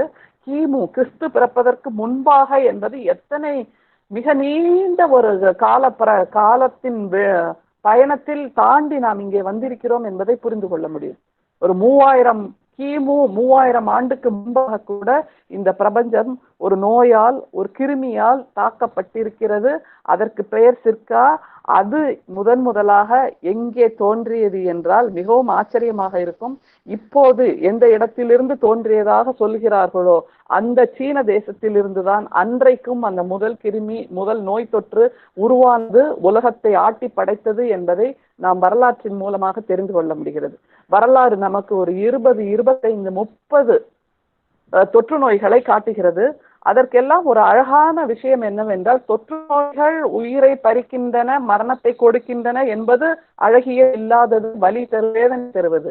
ஆனால் அதற்கு கொடுக்கப்பட்டிருக்கின்ற பெயர்கள் மிக அழகாக இருக்கின்றன என்பதனால் ஒரு கவிஞராக ஒரு சொல்லை புழங்குகின்ற ஒருத்திய நான் அந்த பெயர்களை மிகவும் ரசித்தேன். ஒரு நோய் தொற்றுக்கு பெயர் எல்லோ, ஒரு காய்ச்சலுக்கு கூட ஒரு நிலை கொடுத்து அழகுபடுத்த முடியும் என்பதாக நம்முடைய சிந்தனையாளர்கள் நினைத்திருக்கிறார்கள். பாருங்கள், ஒரு நோய் தொற்றுக்கு பெயர் எல்லோ ஃபீவர், ஒரு நோய் தொற்று பெயர் அமெரிக்கன் பிளேக். அந்த நோய் தொற்றுக்கும் கூட ஒரு தேசம் கொடுத்து தேசத்தின் அடையாளத்தை கொடுத்திருக்கிறார்கள் நம்முடைய சிந்தனையாளர்கள் என்பதும் ஆச்சரியமாக இருக்கிறது. அதே போன்று போலியோ தெரியும், எய்ட்ஸ் என்றால் உதவி சொல்லுவோம் எப்போதே. மொழி பிரவாகத்தில் எய்ட்ஸ் என்பது மொழியை உதவிகளை காட்டுகின்ற, சேவையை காட்டுகின்ற ஒரு சொல். ஆனால் உயிரை பறிக்கின்ற ஒரு நோய் தொற்றாகவும் அதுதான் அமைந்தது என்பதனால் எய்ட்ஸ் என்பதன் அர்த்தத்தை மாற்ற ஒரு சொல்லாடலாக அது எனக்கு தோன்றுகிறது. அது மாதிரி H1N1 என்று ஒரு நோற்று, H1B1 விசா என்று அமெரிக்காவுக்கு போகின்ற அத்தனை பேரும் கனவு காண்பார்கள். ஆனால் விசா இல்ல, பாஸ்போர்ட் இல்லாமல் H1N1 என்ற அன்னை நோய் உலகத்தை தாக்கியது என்பதை பார்க்கும்போது அதற்கும் அந்த அழகான பெயர். அதே போன்று மிக அற்புதமாக, சொல்லுவது ரம்யமாக அல்லது சொல்லுவதற்கே மிக நவநாகரிகமாக ஒரு பெயர் Zika virus, ZIKA, Zika virus என்பது முதலாக ஆப்பிரிக்கா ஒரு வைரஸ். இப்போதும் இந்த மாதிரியான எய்ட்ஸ், ஜிகா போன்ற நோய் தொற்றுதான் இப்போதும் மக்களிடையே, மக்கள் குழாத்தில் கலந்து அல்லவா மருத்துவர்கள். இனிமேல் இந்த கொரோனா கோவிட் என்பது நம்மோடு இருந்துவிடும், அதோடு நாம் வாழ்வதற்கு பழகி கொள்ளுங்கள், வாங்க பழகலாம் என்பது போல் இனிமேல் கோவிடோடு, கொரோனாவோடு வாழ பழகி கொள்ளுங்கள் என்று நம்முடைய சமூக விஞ்ஞானிகள், மருத்துவர்கள் எல்லோரும் சொல்கிறார்கள். அதற்கு ஒற்றை காரணி சில நோய் தொற்றுகள், சில கிருமிகள் இன்னமும் காலமாக நம்மோடு இருக்கின்றன என்ற நிலையில் இந்த கொரோனா என்பது, கோவிட் என்பது நமக்கு நோயாக சமூகத்தில் இப்போது காண கிடைத்தாலும் அது தந்திருக்கின்ற சில படிப்பினைகள் இருக்கிறது அல்லவா. சில சிந்தனைகளை தெளிவுபடுத்தி இருக்கிறது, சில இருளை நம் மனசிலிருந்து தூக்கி எறிந்திருக்கிறது, சில சிந்தனைகளை சீர் செய்திருக்கிறது, சில சிந்தனை கும்பல்களுக்கான வெளிப்பாடாகவும் வழிபாடாகவும் அது அமைந்திருக்கிறது என்பதனால் இதை கொஞ்சம் போற்றலாம் என்றே தோன்றுகிறது. காரணம், இதன் மூலம் சில சமூக மாற்றங்கள் நிகழ்ந்திருக்கின்றன தோழர்களே, நிச்சயமாக நிகழ்ந்திருக்கின்றன. அந்த சமூக மாற்றங்களை எல்லாம் நாம் போக்கில் பார்க்கலாம். ஆனால் முதலில் இந்த அழகான பெயர்களை தாங்கிய இந்த நோய் தொற்றிலிருந்து கவிஞர்கள் எப்படி அந்த தனிமை காலம் என்பதை பார்க்கிறார்கள் என்று உங்களுக்கு நான் சொல்ல விரும்புகிறேன். 3 கவிஞர்களை முதலில் அறிமுகப்படுத்த வேண்டும். தனிமை என்பது ஒரு ஆண் கவிஞருக்கு எப்படி இருக்கிறது, தனிமை என்பது ஒரு பெண் கவிஞருக்கு எப்படி இருக்கிறது என்பதை நாம் முதலில் புரிந்து கொள்ள வேண்டும். அப்போது தனிமை என்கின்ற அந்த உணர்வுக்குள் நாம் பயணம் செய்ய முடியும். அந்த தனிமை ஒவ்வொருவருக்கும் எப்படிப்பட்ட பலவிதமான தாக்கங்களை தருகிறது என்பதையும் நாம் புரிந்து கொள்ள முடியும். அந்த வகையில் முதலில் மனுஷ்யபுத்திரன் அவருடைய ஒரு சிறிய கவிதை தனித்திருத்தல் என்ற ஒரு கவிதையை அவர் எழுதுகிறார். தனித்திருப்பதை விரும்புகிறவன் தான் நான், தனிமைப்படுதலை அல்ல, தனித்து விடப்படுவதை அல்ல, தனித்து போவதையும் அல்ல என்று 3 விதமான வித்தியாசமான தனிமைகளை சொல்கிறார். தனித்திருப்பதை விரும்புகிறவன் தான் நான். சரி, எல்லாருக்கும் கொஞ்ச நேரம் ஆசுவாசமா தனியா இருக்கிறதுங்கிறது பிடிக்கும். ஆனால் எது அவருக்கு பிடிக்காது? தனிமைப்படுவதை அல்ல. ஒரு 1000 பேர் இருக்கின்ற கூட்டத்தில் நம்மோடு யாருமே வந்து பேசாமல், நம்மை பார்த்து யாருமே புன்னகைக்காமல், நமக்கு ஒரு வணக்கம் சொல்லாமல், நம்முடைய வருகையை அவர்கள் ரசிக்காமல், நம்முடைய இருப்பால் அவர்கள் ஈர்க்கப்படாமல் போனால் அதுதான் மிகப்பெரிய நரகத்தின் தன்மையை கொண்ட தனிமைப்படுதல் என்பதை மிக அற்புதமான ஒற்றை வார்த்தையில் சொல்லுகிறார். தனித்து விடப்படுவதையும் அல்ல. ஒரு நண்பர்கள் குழாம் உட்கார்ந்து பேசிக் கொண்டிருக்கிறார்கள். ஒரு 5 பேர் பேசுகிறார்கள். 6வதாக ஒரு நண்பர் வருகிறார் என்றால் 5 பேரும் கொஞ்சம் நகர்ந்து, இல்லை இல்லை, நீ எங்களவன் அல்ல, நாங்கள் உன்னோடு சேர மாட்டோம், உன்னை எங்களோடு சேர்த்து கொள்ள மாட்டோம் என்று தனித்து நகர்ந்து போனார்கள் என்றால் அந்த தனிமைப்படுதலும் மிகவும் வலி தருவதாக இருக்கும் என்பதைத்தான் இந்த வார்த்தை சொல்லுகிறது. அதே போன்று தனித்து போவதையும் அல்ல. வேறு யாருமே இல்லை துணைக்கு, வேறு யாருமே இல்லை தோழமைக்கு, வேறு யாருமே இல்லை வார்த்தைகளை பேசுவதற்கு, வேறு யாருமே இல்லை நம்முடைய சந்தோஷங்களையும் கண்ணீரையும் கவலையும் சேர்த்து கொள்வதற்கு என்று அந்த நிலையில் தனித்து போகிறோம் அல்லவா? இந்த தனிமையும் தான் அவர் சொல்லுகிறார். எனவே தனிமை என்பது ஒற்றை வார்த்தை, ஆனால் அதனுடைய கூறுகள், அதனுடைய அர்த்தங்கள், அதனுடைய அழுத்தங்கள் வேறு என்பதை முதலில் மனதில் புரிந்து கொள்ள வேண்டும். எனவேதான் திரும்பவும் சொல்லுகிறேன், தனித்திருத்தல் என்கின்ற அந்த இதை தனித்திருப்பதை விரும்புபவன் தான் நான், ஆனால் தனிமைப்படுவதை அல்ல, தனித்து விடப்படுதலை அல்ல, தனித்து போவதை அல்ல என்கின்ற அந்த கவிதை முதலில் நமக்கு அந்த தனிமை என்கின்ற அடையாளத்தை சொல்லிவிடுகிறது. அடுத்தது இப்போது மிக சமீபமாக எழுதி கொண்டிருக்கின்ற ஒரு கவிஞர், கும்பகோணத்தில் இருக்கின்ற ஒரு அற்புதமான பெண்மணி, கும்பகோணத்தில் அன்னை கல்லூரியின் தாளாளராக இருக்கக்கூடிய ஒரு பெண்மணி. அவருடைய பெயர் ராணி அன்பர். அவர் மிக சமீபத்தில் எழுதியிருக்கின்ற மௌனவேலி என்கின்ற ஒரு கவிதை தொகுப்பு முற்ற முழுக்க பெண்களின் தனிமையை, பெண்களின் மௌனத்தை, பெண்களின் வார்த்தை இழப்பை, பெண்களின் தனிமை வேலியை மிக ஒரு உக்கிரமான ஒரு தொனியில் சொல்லுகிறது. அவர் சொல்லுகிறார், அவருக்கு தனிமை ஏன் தேவை இருக்கிறது? இந்த நடை தேவையாய்த்தான் இருக்கிறது. அவர் நடந்து போகிறார் காலையில் எல்லா நேரங்களிலும். இந்த நடை தேவையாய்த்தான் இருக்கிறது. பலமுறை தனிமையை துணை கழைத்து காற்றோடு கைகோர்த்து மெல்லிய மெட்டின் விழிகள் வசமிழந்து அவர் நடக்கிறார். இந்த நடையை நாம் அந்த பிசிக்கல் நடை என்று நாம் நினைத்து கொள்ள வேண்டாம். மனசளவில் உள்ளுக்குள்ளும் நாம் நடக்கலாம். அதைத்தான் அவர் கூறுகிறார். வெளியே காலையில் நடப்பது என்பது ஒரு நடை, ஆனால் உள்ளுக்குள்ளாக தனிமையை துணை கழைத்து காற்றோடு கைகோர்த்து பலமுறை நடந்து பார்க்கின்ற அந்த நடையை மௌன வேலியில் ராணி அன்பர் குறிக்கிறார். எனவே பெண்ணுக்கான தனிமை நடை என்பது வேறு விதமான அர்த்தத்தில் நாம் புரிந்து கொள்ள வேண்டும். சரி, இவர்கள் தான் இப்படி என்றால், நம்முடைய தேசத்து கவிஞர்கள் தான் இப்படி என்றால், நம்முடைய தஸ்லிமா நஸ்ரீன் அத்தனை பேருக்குமே தெரிந்த ஒரு உலக கவிஞர். அவருடைய தனிமை அவருக்கு எந்த விதமான அழுத்தத்தை கொடுத்திருக்கிறது என்பதை ஒரு தனிமையா இருத்தலின் தவறு என்கின்ற சொல்கிறார். தனிமையா இருத்தல் எப்போது தவறாகிறது என்றால், சமூகம் அந்த பெண் தனிமையை ஒரு தவற கண்ணோட்டத்தை பார்க்கிறது, அவளுக்கு வேறு விதமான அழுத்தங்களை கொடுக்கிறது. எனவே அவள் அந்த தனிமையை கைவிட்டு தனிமையிலிருந்து விலகி ஏதோ ஒரு கூடுதலான ஒரு உயிரினம், கூட ஒரு இனம், கூட ஒரு தேவை என்கின்ற தேடலில் போகின்ற அவருடைய தனிமையை கொஞ்சம் கேளுங்க. மிகவும் வித்தியாசமான ஒரு கவிதையாக இது இருக்கும். எல்லாவற்றையும் துறந்தபின் உள்ளும் புறமுமின்றி நான் சுத்தப்பட்டேன். கவனிக்கா விட்ட என் நகங்கள் நீளமாக வளர்ந்து நிற்கிறது. விரல்களில் வலி எடுத்து விட்டது. வாராமல் விட்ட எனது கூந்தல் சிக்கு பிடித்து கிடக்கிறது. எனது கைகள் ஒன்றும் போட்டபடி கிடக்கிறது. இந்த விலகிய இடத்தில் நான் தனிமையாக இருக்கிறேன். தனிமையாக இருக்கிறது ஒரு பெண் எப்படி இருக்கிறாள் என்றால், அவள் தன்னை கவனித்துக் கொள்ளவில்லை என்பதை தாண்டி தன்னுடைய மனசை கவனித்துக் கொள்ளவில்லை, தன்னுடைய இசையை கவனித்துக் கொள்ளவில்லை என்பதைத்தான் இந்த படிவங்களின் மூலமாக கூறுகிறார். புகலிடத்தில் எனது தனி அறையை தட்ட காற்றும் பயப்படுகிறது. சில நாய்கள் நள்ளிரவில் ஊளையிடும் அல்லது நேரம் கெட்ட மதியத்தில் கத்தும். அவைகளும் கூட ஒரு நாள் எழுந்து மதில் தாண்டி வெளியேறிவிட்டன. காரணம், இவர் தன்னுடைய தனிமையை விட்டு அந்த குரலின் அழைப்பை கேட்கவில்லை, அவர்கள் அந்த நாய்களின் ஊளையை போய் பார்க்கவில்லை.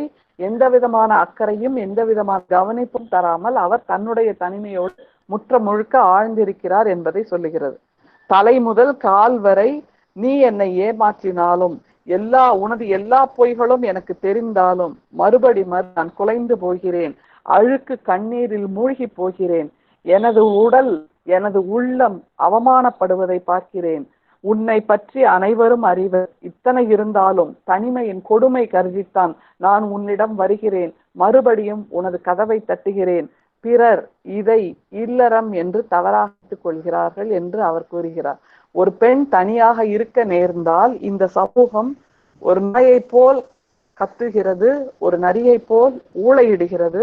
அப்போது அவளுக்கு அந்த தனிமை என்கின்ற கூட்டை உழைத்து அவள் ஒரு உயிரோடு போய் சேர வேண்டும் என்பதான நிலையில் நிச்சயமாக ஒரு அழுத்தத்துக்கு ஆட்படுகிறார் என்பதைத்தான் இந்த தனிமை இந்த வார்த்தையின் அர்த்தத்தை நாம் புரிந்து கொள்ள வேண்டும்.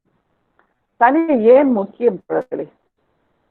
கூட்டத்துக்கு வார்த்தைகள் தேவை, ஆனால் தனிமைக்கு கவிதைதான் தேவை என்பதை நாம் பல புரிந்து சார்ந்தது. கூட்டம் என்பது சந்தோஷம் சார்ந்தது, கூட்டம் என்பது உருக்க சார்ந்தது. ஆனால் தனிமை என்பது கவிதை சார்ந்தது. உள்ளுக்குள்ளே நாம் இறங்கி நம் மனசை சீராக்கி நம் மனசுக்குள் பல பயணம் செய்து நம்முடைய கடந்த நாட்களை எல்லாம் மீண்டும் வாழ்ந்து பார்த்து அதெல்லாம் பலவிதமான தானியங்களை பொறுக்கிக் கொள்ளையும் தானியங்களை கூறாக்கி எடுத்துக்கொள்ள முடியும் என்பதைத்தான் தனிமை நம் இப்போது கொண்டிருக்கிறது. அதைத்தான் நம்முடைய அந்த ஆங்கில கவிஞர் த சாலிட்டரி ரீப்பர் என்கின்ற ஒற்றை கவிதை நூற்றிலேயே சொல்லிவிட்டார். சாலிட்டரி என்றால் தனிமையில் தன்னையை அறுவடை செய்கின்ற ஒரு பெண்மணியை பற்றிய கவிதை அது. அந்த தனிமை என்பது உங்களுடைய கொஞ்சம் அவர் காட்டுகின்ற அந்த தனிமை இடத்தில் பெற்ற வயல், அதில் அணுகி நின்று அவள் தன்னுடைய அறிவால் அந்த தானியை அறுத்து கொண்டிருக்கிறார். ஆனால் இதை ஒரு படிமமாக வைத்துக் கொண்டால் ஒரு பெண்மணி தனிமை என்கின்ற வயல்வெளி நின்று தன்னுடைய ஆபத்தின் தானியங்களை அறுக்கின்ற ஒரு நிலையில் இருக்கிறாள். அந்த தனிமை பாடுகின்ற அந்த பாடல் எப்படி இருக்கிறது, அந்த தனிமை அறுவடை எப்படி என்பதைத்தான் வில்லியம் வேர்ட்ஸ்வொர்த் இந்த கவிதையில் சொல்லுகிறார். Alone she cuts the grain and sings a melancholy strain. நிச்சயமாக தனிமை என்பது சந்தோஷம் என்பதை தாண்டி நம்முடைய கண்ணீரை, நம்முடைய இழப்புகளை, வலியை, வேதனையை, மரங்களை, அடடா அந்த அங்கவை சங்கவையின் தனிமை அதை கொடுத்தது. வானத்துக்கு நிலாவை பார்க்கிறார்கள். போன மாதத்தில் இந்த நிலாவை பார்க்கும்போது என்னுடைய ஊர் என்னுடையதாக இருந்தது, என்னுடைய தந்தையார் என்னோடு இருந்தார்.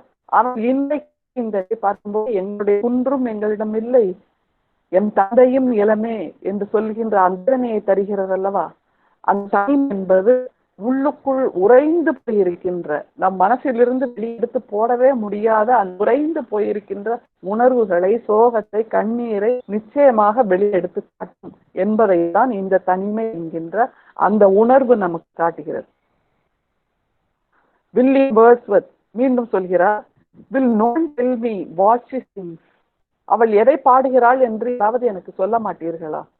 Perhaps the plant numbers flow for old, unhappy, far off things and battles long ago. ஏதோ நினைவின் தூரத்தில் ஒட்டி இருக்கின்ற, வாழ்நாளில் மிக தொலைவில் விட்டுவிட்ட ஏதோ ஒரு போரை, ஏதோ ஒரு மனஸ்தாபத்தை, ஏதோ ஒரு வலியை, ஏதோ ஒரு வார்த்தையை அவளுடைய பாடல் மீண்டும் மீண்டும் நினைவுபடுத்துகிறது என்று அவர் சொல்லுகிறார். Some natural sorrow, இயல்பான ஒரு வேதனை, loss or pain that has been and made again, முன்போன ஒரு வேதனை, ஆனால் மீண்டும் கூட வரலாம். அதைத்தான் யோசித்துக் கொண்டிருக்கிறாளோ, அதைத்தான் பாடுகிறாளோ, அதைத்தான் அறுவடைக்கிறாளோ. whatever the theme, the maiden song, as if her song could have no end. அந்த பாடலுக்கு முறை இல்லாததை போல் அவள் தனிமையில் பாடிக்கொண்டிருக்கிறார் என்பதை என்ற அந்த கவிஞர் நமக்கு தனிமை இன்பு தாட்டை ஏற்படுத்துகிறார். இப்படியாக மிகவும் அதே போன்று அத்தனை பேர், அத்தனை உயிரினருக்கும் இரண்டு தனிமைகள் வாய்க்கின்றன. என்ன தனிமை? ஒன்று எல்லோருக்குமான தனிமை, இரண்டாவது எல்லோருக்குமான கல்லறை தனிமை.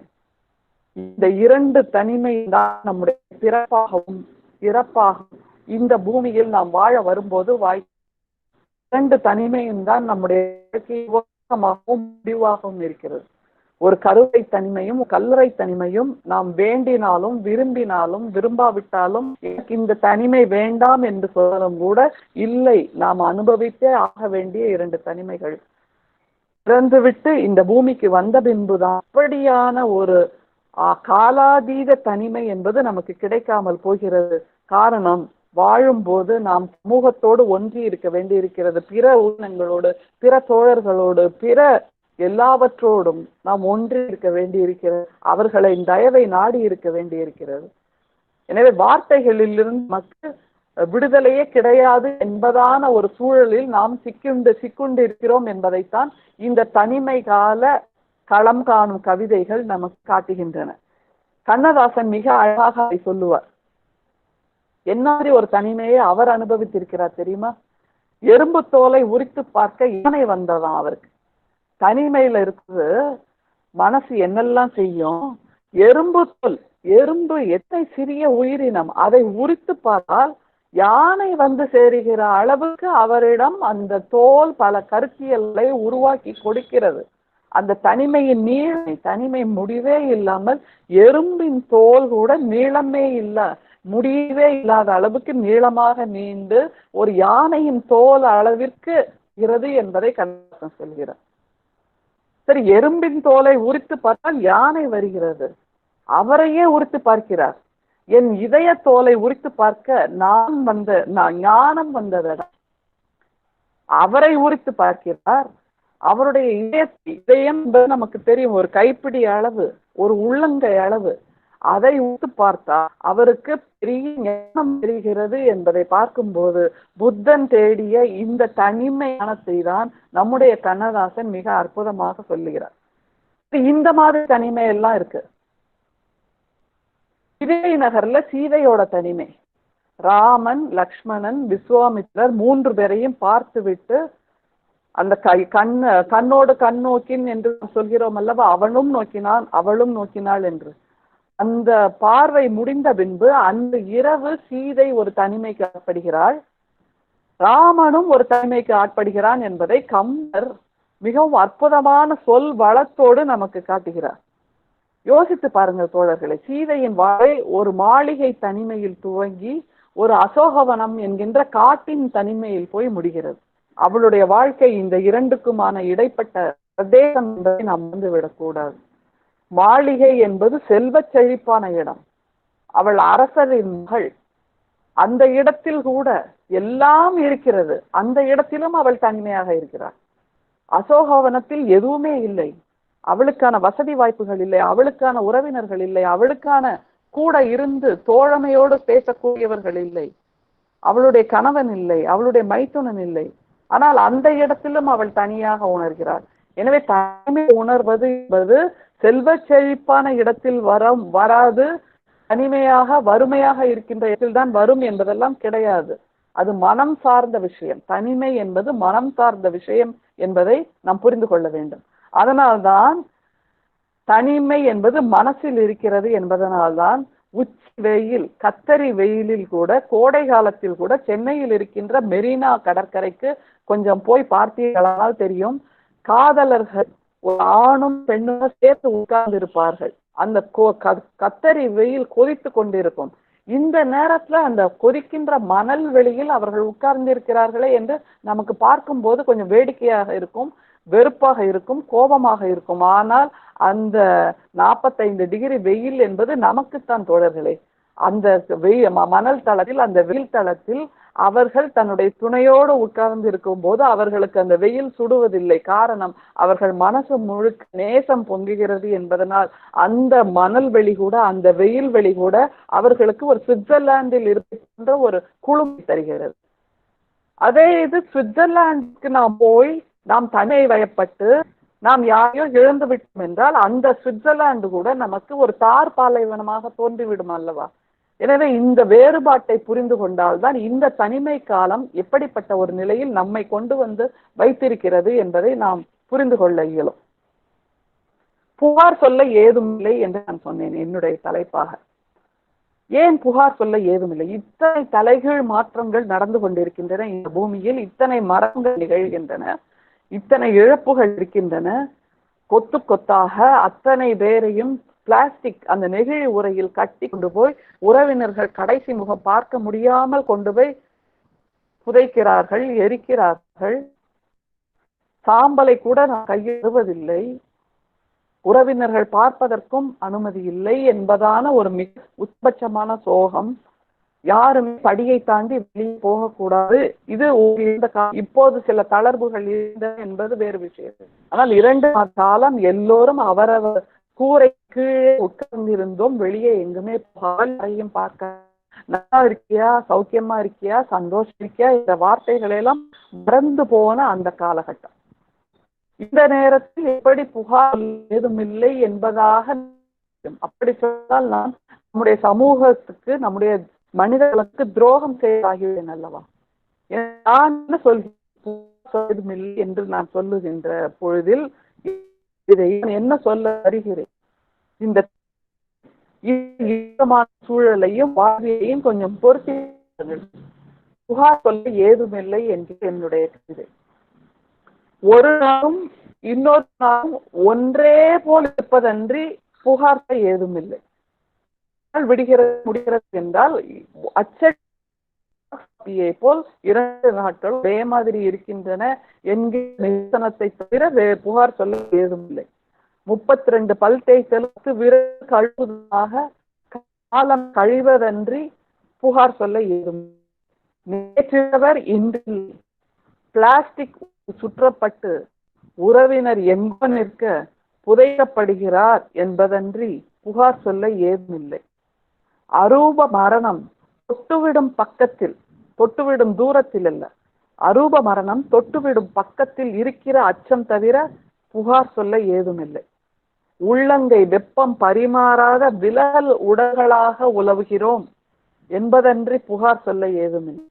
யாரையும் தொட்டு விடாதே, யார் பக்கத்திலும் போய்விடாதே, ஒரு சமூக இடைவெளியை கடைபிடித்தாகவே என்பதான அந்த வேதனை இருக்கிறது அல்லவா?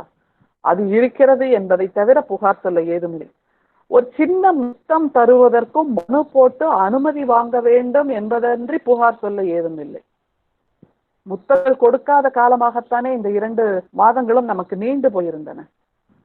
காதலிக்கவும், காதலில் நெருக்கவும் ஆன்லைனில் ஆதார் எண்ணோடு விண்ணப்பிக்க வேண்டும் என்பதன்றி புகார் சொல்ல ஏதுமில்லை. அசிப்பதும் புசிப்பதுமான செக்குமாட்டு சுழற்சியில் புலி ஏப்பம் வருகிறது என்பதன்றி புகார் சொல்ல ஏதுமில்லை. எங்கோ ஒரு குடும்பம் வெற்று காலோடு, வெற்று வயிறோடு, வெற்று பார்வையோடு, வெற்று வாழ்க்கையோடு சொந்தூர் நோக்கி நடக்கிறது என்று குறையும், பசிக்கு சோறும், நெட்ஃபிளிக்ஸ், அமேசான் படமும், ராமாயணமும், குளிர்பதன உறக்கமும் இருப்பதனால் புகார் சொல்ல ஏதுமில்லை. தங்க நாற்கர சாலையில் நடப்பவர்களின் கால் தோல் வழண்டு கருப்பு சாலை சிவப்பு சாலை ஆனதன்றி புகார் சொல்ல ஏதுமில்லை. வயிற்றுக்கு சோறிட ஏதுமில்லாமல் நாய் பிணத்தை பீட்டு தின்ற கொடுமையை பார்த்ததை தவிர வயிற்றுக்கு சோறிட ஏதுமல் நாய் பிணத்தை பீட்டு தின்ற கொடுமையை பார்த்ததை தவிர புகார் சொல்ல ஏதுமில்லை.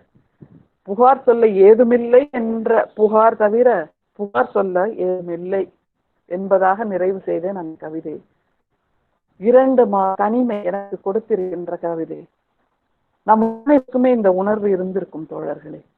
2 மாதத்தில் முதல் முறையாக ஊரடங்கு என்ற அறிவிப்பு வந்தவுடன் கொஞ்சம் வந்திருக்கும், கோபம் வந்திருக்கும். என்ன இப்படி நம்மளை வீட்டுல போட்டு அடைக்கிறாங்க என்கின்ற எதிர்ப்பு உணர்வு இருக்கும். நாட்கள் செல்ல செல்ல சரி இதுல என்ன சுவாரஸ்யம் இருக்கு என்று பார்க்கலாம் என்று தேடுகின்ற மனோபாவம் வந்திருக்கும். அதுக்கப்புறம் கொஞ்சம் நாள் கழித்து இதிலிருந்து எப்படி மீண்டு வருவது, இதை நாம் எப்படி ஜெயிப்பது? நம்முடைய தமிழ்துறை தலைவர் முருகேசனையா சொன்னார்கள் அல்லவா, ஒரிய முன்கிரும்பி நம்மை தடிப்பதா, இதிலிருந்து நாம் எப்படி மீண்டு வருவது, இதை நாம் எப்படி ஜெயிப்பது, இதை விட்டு விலகி நாம் மனிதர்கள் என்று 6 அடி உயரத்தில் எப்படி நிற்பது என்பதை கொஞ்சம் யோசிக்க ஆரம்பித்திருப்போம். அதற்கு பின்பு செயல்படுத்த ஆரம்பித்திருப்போம்.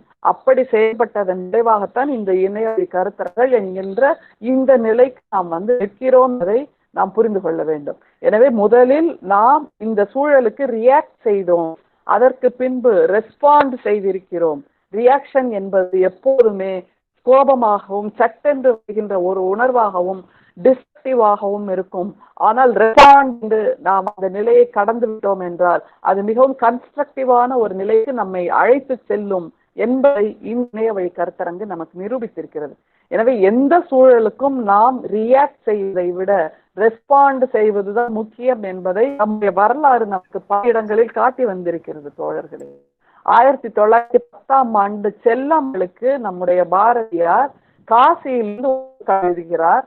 அதில் அவர் அடிக்கோடிட்டு சொல்லுகின்ற விஷயம், நீ ரியாக்ட் செய்யாதே, ரெஸ்பாண்ட் பண்ணு என்பதை. மிகவும் அழகான ஒரு அற்புதமான ஒரு கடிதம். எனதருமை காதலி செல்லம்மாளுக்கு என்று ஆரம்பிக்கிறார் அவர். ஆசீர்வாதம். நான் எப்போதுமே தவறான வழியில் நடப்பவன் அல்ல. நீ இந்த மாதிரி கவலைப்படும் நேரங்களில் தமிழை நன்றாக படித்தாயானால் மிகவும் சந்தோஷமுறுவேன் என்று சொல்லி உனது அன்பு கையெழுத்திடுகிறார். என்னன்னா காசில இவர் இந்த மாதிரியான தீவிரமான சில சமூக செயல்பாடுகளில் ஈடுபடுகிறார் என்று செல்லம்மாவுக்கு பாரதியின் உறவினர்கள் பார்த்துவிட்டு சொல்கிறார்கள். செல்லம்மா கவலைப்பட்டு தன்னுடைய கணவரை பற்றி பாரதியை பற்றி கவலைப்பட்டு வேறு தடம் மாறி போய்விடாதீர்கள் என்னோடு ஒரு கடிதத்தை எழுதியிருக்கிறார். அதற்குத்தான் பதில் இது. நீ இந்த மாதிரி கவலைப்படுவதை விட்டுவிட்டு அந்த நேரத்தில் என்ன சொல்கிறார், தமிழை படிக்க வேண்டும் என்று சொல்கிறார். மற்றவர்களின் புகார்களுக்கு ரியாக்ட் செய்யாதே, ஆனால் நான் காலத்திலும் தீயதை செய்ய மாட்டேன் என்ற நம்பிக்கையோடு ரெஸ்பாண்ட் செய். இந்த தனிமைக்கு ரெஸ்பாண்ட் செய். என்ன விதமாக என்றால் தமிழை படித்து வராயானால் நான் மிகவும் மகிழ்வேன் என்று மிகவும் அற்புதமான, இதுதான் எவ்வளவு நுணுக்கமாக நாம் அதை கவனிக்க வேண்டும் என்பதற்காக நான் உங்களுக்கு இதை சொல்கிறேன். ரியாக்ஷன் என்பது வேறு, ரெஸ்பாண்ட் என்பது. ரியாக்ஷன் என்பது இம்பல்சிவ், உணர்ச்சி பூர்வமாக இருக்கும். ஆனால் ரெஸ்பாண்ட் என்பதுதான் ரெஸ்பான்சிபிலிட்டியோடு அடுத்தது நாம் எந்த நிலைக்கு நகர வேண்டும், எதை கை கொள்ள வேண்டும், எதை கையில் உள்ளங்கையில் பத்திரமாக பொதிந்து வைத்துக் கொள்ள வேண்டும் என்ற தெளிவை நமக்கு தரும் தோழர்கள். அதைத்தான் பாரதி நம்பிக்கையை காமதேனு கேட்ட வரமெல்லாம் தரும் என்று சொல்கிறார். அந்த நம்பிக்கையை கைப்பற்றி கொண்டுதான் இப்போது இந்த தனிமை கால தவத்தை நாம் கவிதைகளோடு நகர வேண்டும் என்று நான் சொல்லுகின்றேன். அவருடைய ஒற்றை கவிதையை எடுத்துக்கொள்ளுங்களேன். நல்லதோ வினை செய்தேன், நலம் கெட புழுதியில் எரிவதுண்டோ, இல்லடி சிவசக்தி சுடர்மிகு அறிவுடன் படைத்துவிட்டாய். இது ரியாக்ஷன். அடுத்தது ரெஸ்பான்சிவா மாறுறார். வல்லையோ இந்த மாநிலம் பயனுற வாழ்வதற்கே இந்த மாதிரியான சூழலில் எல்லாம் என்னை படைத்திருக்கிறாய், என்னுடைய வாழ்வியலை இப்படி வைத்திருக்கிறாய், இது எல்லாம் எனக்கு நீ கொடுத்த வாழ்வுக்கான ரியாக்ஷன். இப்போது எனக்கு ரெஸ்பான்ஸ் செய்வதற்கான அந்த வலிமை வேண்டும், அந்த வீரியம் வேண்டும். வல்லமை தாராயோ இந்த மாநிலம் பயனுற வாழ்வதற்கே என்று கேட்கிறார் அல்லவா. இதை தாண்டிய ஒரு மறுமை காலத்தை தகர்ப்பதற்கு, தனிமை வலியை தகர்ப்பதற்கு நமக்கு கிடைத்து விடுமா தோழர்களே? அமுதம் அல்லவா பாரதியின் இந்த வார்த்தை, அமுதம் அல்லவா. அதே போன்று தீக்குள் விரலை வைத்தால் நந்தலாலா என்கின்ற அந்த கவிதை மீண்டும் இன்பம் தோன்றுதையா. முதல்ல உள்ளது ரியாக்ஷன். விரலை வைத்தால் நாம் என்ன செய்வோம்? ஐயோ சுடுது என்று ரியாக்ட் பண்ணுவோம். ஆனால் பாரதி அப்படி ரியாக்ட் பண்ணவில்லை, ரெஸ்பான்ஸ் செய்கிறார். நந்தலாலாவை தீண்டுகின்ற ஒரு சுகம் கிடைக்கிறது என்றால் அவர் மனசை பக்குவப்படுத்தி இருக்கிறார். அதிலிருந்து வருகின்ற நன்மையை காணுகின்ற அளவுக்கு தன்னுடைய மனசை பக்குவப்படுத்தி வைத்திருக்கிறார். அப்படிப்பட்ட பக்குவத்தை தான் நாம் இப்போது பெற்றாக வேண்டும். அவர் ரியாக்ஷனில் சொன்ன ஒரு கவிதையை நான் பகிர்ந்து கொள்ள விரும்புகின்றேன். நெஞ்சு பொறுக்குதில்லையே இந்த நிலைகட்ட மனிதரை நினைத்து விட்டால் அஞ்சி அஞ்சி சாவார், இவர் அஞ்சாத பொருள் இல்லை அவனியிலே என்று முதலில் ரியாக்ஷன் செய்கிறார், வருத்தப்படுகிறார். கஞ்சி குடிப்பதற்கிலார், அதன் காரணம் இவை என்னும் அறிவும் இலார். பஞ்சமோ பஞ்சம் என்றே மிதம் பரிதவித்தே உயிர் துடிதுடித்தே துஞ்சி மடிகின்றாரே, இவர் துயர்களை தீர்க்க ஓர் வழி இல்லையே என்று வருந்துகிறார். ரெஸ்பான்சிவ்.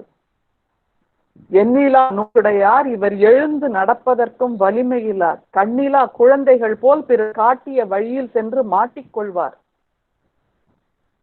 நம்முடைய புலம்பெயர் தொழிலாளர்கள் இப்படித்தானே போய்கொண்டிருக்கிறார்கள் தோழர்களை. கும்பல் கும்பலாக, கொத்து கொத்தாக, குடும்பம் குடும்பமாக யாரோ காட்டிய வழியில் தங்களுடைய சிந்தனையை தொலைத்து நடந்து கொண்டிருக்கிறார்கள். இவர்களை காப்பதற்கு என்ன வழி? 4000 கோடி நன்னிய பெருங்கலைகள் 10,4000 கோடி நயன் என்ற புண்ணிய நாட்டில் இவர் பொறியற்ற விலங்குகள் போல வாழ்வார் என்று மிகவும் வருத்தப்பட்டு ரெஸ்பான்ஸ் செய்கிறார் நம்முடைய பாரதியார். அதே போன்று வெள்ளிமலையின் மீதுலாவுவோம் என்ற அந்த கவிதை போதும் நமக்கு. நாம் கவிதையை தனிமையில் பற்றி கொண்டு இனிமேல் நம்முடைய தேசம், நம்முடைய பூமி, நம்முடைய நாடு, இந்த உலகம் எப்படி இருக்க வேண்டும் என்பதற்கான ஒரு காற்றா என்று சொல்வார்கள் அல்லவா. அப்படிப்பட்ட ஒரு காற்று 10 அம்ச திட்டம், 15 அம்ச திட்டம், 20 அம்ச திட்டம் என்பதையெல்லாம் தாண்டி 100 அம்ச திட்டமாக நமக்கு அந்த வெள்ளி பனிமலையின் மீதுலாவுவோம் என்ற கவிதையை காண கிடைத்திருக்கிறது. ஒரு அமுதமாக இருக்கிறார். அதில் சொல்லுகிறார் பாருங்கள், ஒவ்வொன்றுமே ஒவ்வொரு தொழிலாக பட்டியலிட்டு கொண்டே வருகிறார். கங்கை நதிபுறத்து கோதுமை பண்டம் காவிரி வெற்றுலைக்கு மாறு கொள்ளுவோம். சிங்க மராட்டியர் தம் கவிதை கொண்டு சேரத்து தந்தங்கள் பரிசளிப்போம். காசி நகர்ப்புலவர் பேசும் முறைதான் காஞ்சியில் கேட்பதற்கு கருவி செய்வோம் என்று 1 நூற்றாண்டுக்கு முன்பு கனவு கண்ட பாரதியாரின் கனவு இன்றைக்கு நம்முடைய இணைய கருத்தரங்காக நனவாகி இருக்கிறது தோழர்களே. இந்த கவிதையும் அவர் தனிமையில் தான் எழுதியிருப்பார். காரணம், தனிமையில் தான் சிந்தனைகள் ஊற்றெடுக்கும், தக்கள் ஊற்றெடுக்கும். நண்பர்களோடு கூட்டத்தோடு சேர்ந்து இருக்கும் போது அது கொண்டாட்டத்துக்கு காலமாக மாறிவிடும். கவிதை என்கின்ற விதையை பெற்றெடுப்பதற்கு தனிமைதான் நிச்சயமாக காரணியாக இருந்திருக்க முடியும். எனவே பின்வரப்போவதை, இனிமேல் வரப்போவதை முன்னாலேயே சொல்லிவிடுகின்ற அந்த தீர்க்க தரிசனத்தை, ஞானத்தை நம்முடைய சிந்தனையாளர்கள் பெற்றிருக்கிறார்கள். அதற்கு தனிமைதான் ஒற்றை காரணியாக இருக்க முடியும். இதே மாதிரியான ஒரு தனிமையில் தான் ஊராக பயணம் போய் கூட்டமாக ஆயிரக்கணக்கான மக்களின் மத்தியில் பேசிய நம்முடைய பெரியாரும் சொல்லி இருக்கிறார் தோழர்களே. அவர் 2 விஞ்ஞான விந்தைகளை 1 நூற்றாண்டுக்கு முன்பே சொல்லி இருக்கிறார். சோதனை குழாய் குழந்தை பிறக்கும். கம்பியில்லா தொலைபேசி ஒவ்வொருவர் சட்டை பையிலும் இருக்கும். அதன் மூலம் உருவம் காட்டி பேசிக் கொள்ள முடியும். யோசித்து பாருங்கள், எப்படிப்பட்ட சிந்தனை, காலத்தை விஞ்சி நிற்கக்கூடிய சிந்தனை. எவ்வளவு அற்புதமாக தனிமைதான் அவர்களுக்கு இந்த மாதிரியான சிந்தனையை கொடுத்திருக்க முடியும். ஒரு நட்சல் என்று சொல்வோம் இல்லையா, உள்ளங்கையில் பொதிந்து வைத்துக் கொள்வதை போல் ஒரு விதையை எது கொடுக்கும் என்றால் தனிமைதான் கொடுக்கும். அப்படிப்பட்ட தனிமை நமக்கு இப்போது வாய்ப்பிருக்கிறது. 2 விதமான படங்களை நான் உங்களுக்கு காட்ட விரும்புகின்றேன். எப்படிப்பட்ட பூமியாக, எப்படிப்பட்ட சமூகமாக நாம் இருக்கிறோம், நாம் எதை இதிலிருந்து உள்வாங்கிக் கொள்ள வேண்டும் என்பதை நீங்கள் ஒரு தராசு தட்டில் வைப்பதை போல் புரிந்து கொள்ளலாம். 2 சம்பவங்கள். ஒரு சம்பவம், மிக சமீபமாக சமூக ஊடகங்களிலும் செய்தித்தாள்களிலும் தொலைக்காட்சியிலும் பார்க்கின்ற காட்சிகள் தான். 2 சம்பவங்கள். ஒன்று மாநிலம் என்கின்ற கிராமம். அதில் இந்த கொரோனா நோய் ஆட்டவர்களை தனிமையாக வைத்திருக்கிறார்கள் அல்லவா? தனிமை அதில் புலம்பெயர்ந்த தொழிலாளி ஒருவர் சிகிச்சை பெற்று வருகிறார். அவருடைய பெயர் அனூப் ஓஜா. அவரிடம் என்ன சிறப்பு? உழைப்பால் தன்னுடைய உடலை இரும்பாக்கி கொண்டிருக்கின்ற ஒரு புலம்பெயர்ச்சி ஒரு ஊரில் இருந்து இன்னொரு ஊருக்கு நடந்து அந்த ஊர் முனையை அடைந்தவுடன் அங்கே அவர் குவாரண்டைன் என்று சொல்லக்கூடிய தனிமைப்படுத்தப்பட்டு இப்படி இருக்கின்றார் அனூப் ஓஜா. நான் என்ன பாடம் கற்றேன்? காலை உணவாக 40 ரொட்டிகள் சாப்பிட்டு இருக்கிறார். காலை உணவாக 40 ரொட்டிகள். மதிய வேளை உணவாக 10 பேர் சாப்பிடுகின்ற முழு சாப்பாட்டை மொத்தமாக சாப்பிட்டு இருக்கிறார். அங்கே தங்கி இருந்த அவருடைய உணவு காலை வேளையில் 40 சப்பாத்தி 40 ரொட்டி, மதிய வேளை உணவு 10 பேரின் உணவை அவர் ஒற்றை மனிதராக சாப்பிட்டார். அதை தவிர சாயங்காலம் கொடுக்கின்ற அந்த சிற்றுண்டி சிற்றுண்டி கோதுமை மாவு தானியங்களை வறுத்து வைத்து பிரித்தெடுத்து கொடுத்திருக்கிறார்கள். அது 1 லிட்டி அல்ல, 2 அல்ல, 3 லிட்டி அல்ல, 85 லிட்டிகளை ஒரே நேரத்தில் மொத்தமாக அள்ளி சாப்பிட்டு இருக்கிறார் என்பது நமக்கு தெரிகிறது. எல்லோரும் செய்திருக்கிறார்கள், புகார் கொடுத்திருக்கிறார்கள். இவர் இப்படி சாப்பிடுகிறார் என்று ஒரே ஒரு சிந்தனை தோன்றுகிறது. அந்த அனூப் ஓஜாவின் ரத்தத்தை நாம் சாப்பிட்டோம், அவருடைய உப்பை நாம் சாப்பிட்டோம், அவருடைய வியர்வையை நாம் சாப்பிட்டோம், அவருடைய கனவை நாம் சாப்பிட்டோம், அவருடைய குடும்பத்தின் சந்தோஷத்தை நாம் சாப்பிட்டோம், அவருடைய பொழுதுபோக்கை நாம் சாப்பிட்டோம். அவருக்கு வெறுமே சப்பாத்தியும் ரொட்டியும் உருளைக்கிழங்கும் கொடுத்து என்னிடம் நீ வேலை நிச்சயமாக ஒரு அடிமையை போல் வேலை பார்த்தாக வேண்டும் என்று உணவை சுருக்கி உழைப்பை பெருக்கிய அந்த நாம் தான் இன்றைக்கு இதை செய்தியாக வியப்பாக பார்த்து கொண்டிருக்கிறோம். நாம் சாப்பிட்டோம் அல்லவா அவருடைய உழைப்பு, அவருடைய ரத்தம், அது எங்கேயுமே தலைப்பு செய்தியாக வரவில்லை. ஆனால் அவர் சாப்பிடுகின்ற 40 ரொட்டியும் 10 பேர் உணவும் 85 லிட்டியும் தான் தலைப்பு செய்தியாக வருகிறது. இந்த எளியவர்களின் வயிற்றில் அடித்தோம் அல்லவா தோழர்களே, வலி இல்லவா அது? இதை பற்றி நாம் உறக்க பேச வேண்டாமா? அதே போன்று இன்னொரு படம், இன்னும் ஒரு சமூக சம்பவம். இது பிரதேசத்தில் ஒரு சாராய வியாபாரி இந்த போன்ற எளியவர்களை அவர்களுடைய உடல் வலியை போக்குவதற்கான சாராயத்தை விற்று தன்னை மிக அற்புதமான, மிக உயர்மான, மிக செல்வாக்கு கோடீஸ்வரனாக தன்னை மாற்றிருக்கின்ற ஒரு சாராய வியாபாரி. அவருக்கு தன்னுடைய மகளை 2 பேரனையும் டெல்லியில் இருந்து அழைத்து கொண்டு வர வேண்டும் போபாலுக்கு. ஜெகதீஷ் அரோரா என்கின்ற அந்த பெரியவர் என்ன செய்கிறார்? அவரிடம் எல்லோரும் சொல்கிறார்கள், இந்த 4 பேருக்காக நீங்கள் ஒரு தனியார் விமானத்தை வாடகைக்கு எடுக்க வேண்டாம், ஒரு சார்ட்டர் பிளேன் 8 பேர் பயணிக்க கூடிய அளவிற்கு ஒரு சார்ட்டர் பிளேன் கூட நீங்க வாடகைக்கு எடுத்துக்கொள்ளலாம் என்று. இல்லை என்று மறுத்து அவர் 180 பேர் பயணம் செய்யக்கூடிய ஒற்றை விமானத்தை தன்னுடைய மகளுக்காகவும் 2 பேரனுக்காகவும் அவர்களோடு வரக்கூடிய அந்த நானி என்று சொல்லக்கூடிய குழந்தைகளை பார்த்து கொள்ளக்கூடிய ஆயாவுக்காகவும் அந்த விமானத்தை பதிவு செய்து போபாலிலிருந்து விமானம் செல்கிறது டெல்லிக்கு, டெல்லியிலிருந்து மீண்டும் போபால் வந்து சேருகிறது. இதற்கான செலவு கிட்டத்தட்ட 2 மணி நேரத்திற்குள் எல்லாம் முடிந்து விடுகிறது. இதற்கான செலவு கிட்டத்தட்ட 50 லட்சம். ஒரு தொழிலாளி 40 ரொட்டிகளை சாப்பிடுகிறான் என்று நாம் புகார் செய்கிறோம். ஒரு 40 லட்சம் செலவு செய்து தன்னுடைய உறவினர்களை வீட்டுக்கு அழைத்து வருகிறார். இப்படியான சூழலை இந்த சமூக காலம் நமக்கு காட்டி இருக்கிறது என்பதை பார்க்கும்போது நாம் எதை நோக்கி நகர வேண்டும் என்றால், ஒரு சில சமூக விழுமியங்களை, சமூக அனாதனங்களை இந்த தனிமை நமக்கு உடைத்து போட்டிருக்கிறது தோழர்கள். முக்கியமாக இந்த தொழில்நுட்பத்தின் மூலமாக பெண்களுக்கான ஆசுவாசம் அதிகமாகி இருக்கிறது என்று நான் நிச்சயமாக சொல்றேன். எத்தனை பெரிய கட்டுப்பாடுகள் இருந்தன. ஒரு சில கோயில்களுக்குள் பெண்கள் உள்ளே வரக்கூடாது. இந்த வயது தளத்திலிருந்து இந்த வயது தளம் வரைக்கும் அவர் உள்ளே அனுமதிக்க மாட்டோம். அவர்கள் மாதந்தோறும் வருகிற அந்த வழியில் படுவார்களானால் அவர்கள் உள்ளே வரக்கூடாது என்றெல்லாம் சொன்னார்கள் அல்லவா. அந்த திருக்கோயில்கள் எல்லாம் இப்போது நேர வந்து விட்டன.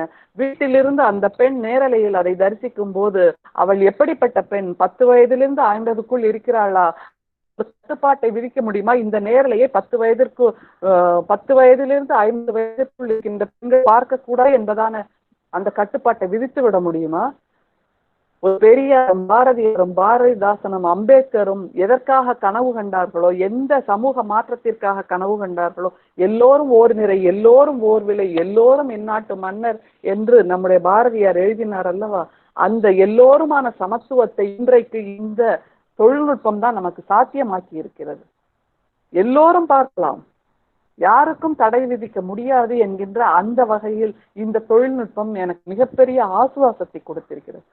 ஆனால் ஒர்க் ஃப்ரம் ஹோம் என்று சொல்கிறார்கள் அல்லவா, அது இரட்டை சவாரி என்று பொதுவாக பெண்கள் வெளியே போய்விட்டு வரும்போது அந்த வீட்டு வேலையும் பார்க்க வேண்டும், அலுவலக வேலையும் பார்க்க வேண்டும் என்கின்ற அந்த இரட்டை சவாரி என்பதை நாம் சொன்னோம். ஆனால் இப்போது இன்னும் ஒரு மாற்றம் நிகழ்ந்திருக்கிறது. முன்பாவது வீட்டிலிருந்து கிளம்பி போய் அலுவலகம் சென்று சேருகின்ற வரைக்கும் பெண்ணுக்கு அந்த பயணம் ஒரு ஆசுவாசத்தை கொடுத்தது.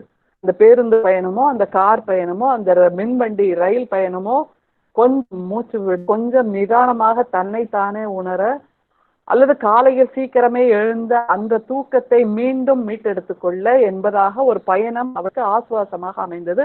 அதே போன்று சாயங்காலம் அவள் வீட்டிற்கு வரும்போதும் அந்த பயணம் அவளுக்கு கூடுதல் பலமாக அமைந்தது.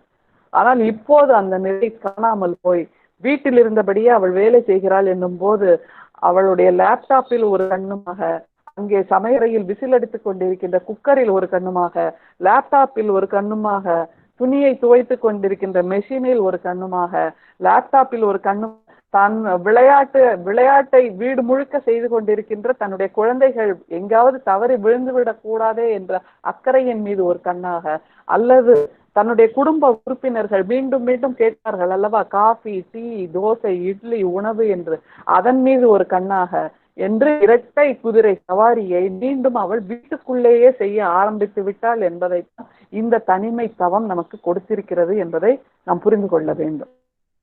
அதை தாண்டிய இன்னும் ஒரு மாற்றம் இப்போது நடக்கின்ற இந்த திருமணங்கள். எத்தனை செலவு செய்வார்கள். திருமணம் முடிந்ததும் அப்பாக்கள் கண்ணிலிருந்து வழிகின்ற கண்ணீர் ஆனந்த கண்ணீர் என்று நினைத்து கொண்டிருப்போம். அதை தாண்டி இந்த கல்யாணத்துக்காக நான் வாங்கிய கடனை எந்த ஜென்மத்தில் தீர்ப்பேன் என்ற வலி தருகின்ற அந்த கண்ணீராகத்தான் நான் இதுவரைக்கும் பார்த்திருந்தேன். இப்போ திருமணங்கள், கேரளாவிலிருந்து அந்த எல்லைக்கு மணமகள் வருகிறாள், தமிழ்நாட்டிலிருந்து தமிழகத்தின் எல்லைக்கு மணமகன் வருகிறான்.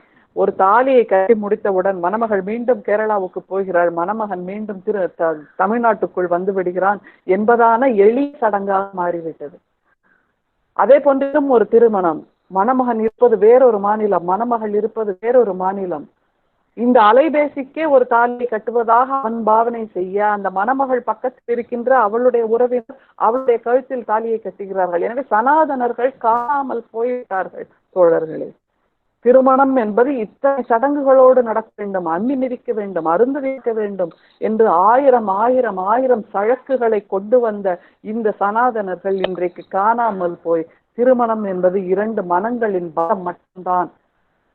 அது ஒன்றாகிவிட்டால் இந்த சடங்குகள் சம்பிரதாயங்கள் எல்லாம் வெறும் வெளிப்பூச்சுகளே என்கின்ற அந்த தெளிவை நமக்கு கொடுத்திருக்கிறது.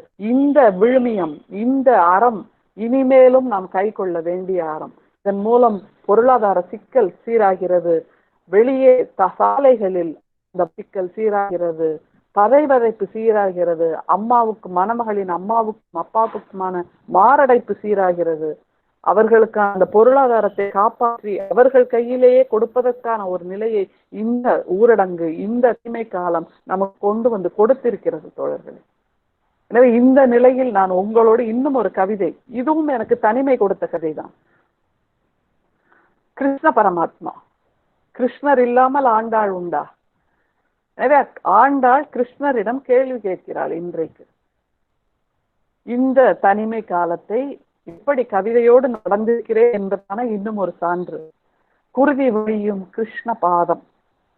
கிருஷ்ண ஜெயந்தி அன்றைக்கு நம் வீடுகளுக்கெல்லாம் கிருஷ்ணன் பாதம் வருவதை போல் நாம் கோலம் போடுவோம். அரிசி மாவில் கோலம் போட்டு வீடு கிருஷ்ணனின் பாதத்தை போடுவோம். இன்றைக்கு தங்க நாற்கர கலைகள் முழுக்க கிருஷ்ணனின் குட்டி பாதங்கள் நடந்து கொண்டன. ஆனால் அந்த கிருஷ்ண பாதம் கோலமாவில் போடவல்ல, ரத்த கலரியில் போடப்பட்டது என்பதற்கான ஒரு கவிதை. இதற்கான விடையை நான் கிருஷ்ணரிடமே கேட்கிறேன். நீ வருகிறாய் என்று என் வீட்டில் நாங்கள் கோலம் போட்டு அழகு செய்தவல்ல, உன்னை போன்ற கிருஷ்ணன்கள் தானே அங்கே நடக்கிறார்கள். குருதி வழிகின்ற அவர்களுடைய பாதத்துக்கு நீ என்ன தீர்வு சொல்ல போகிற கிருஷ்ணா என்று இருக்கின்ற ஒரு கவிதை. குருதி வழியும் கிருஷ்ண பாதம். உலகம் அளந்த 3 காலை வேண்டாம், ஒரே காலையில் சொந்த ஊர் போய் சேர்ந்தால் போதும்.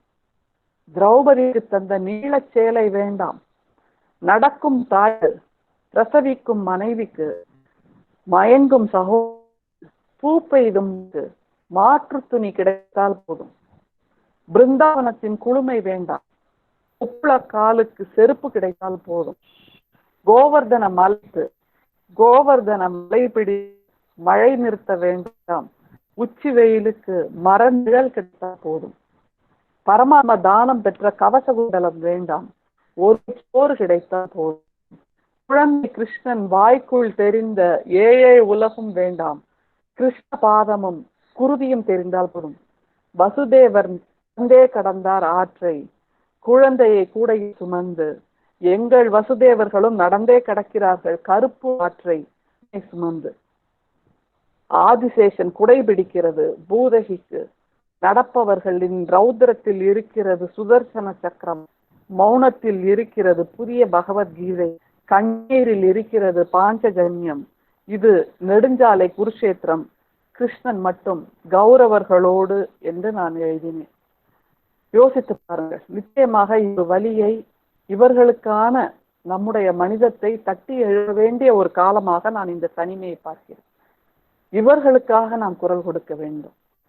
எப்போதுமே நம்முடைய இலக்கியங்கள் பீடத்தில் இருப்பவர்களை பாராட்டி பேசுவது மட்டும் செய்யவில்லை, ஒரு குகனையும் பேசியதுதான் நம்முடைய தமிழ் இலக்கியம்.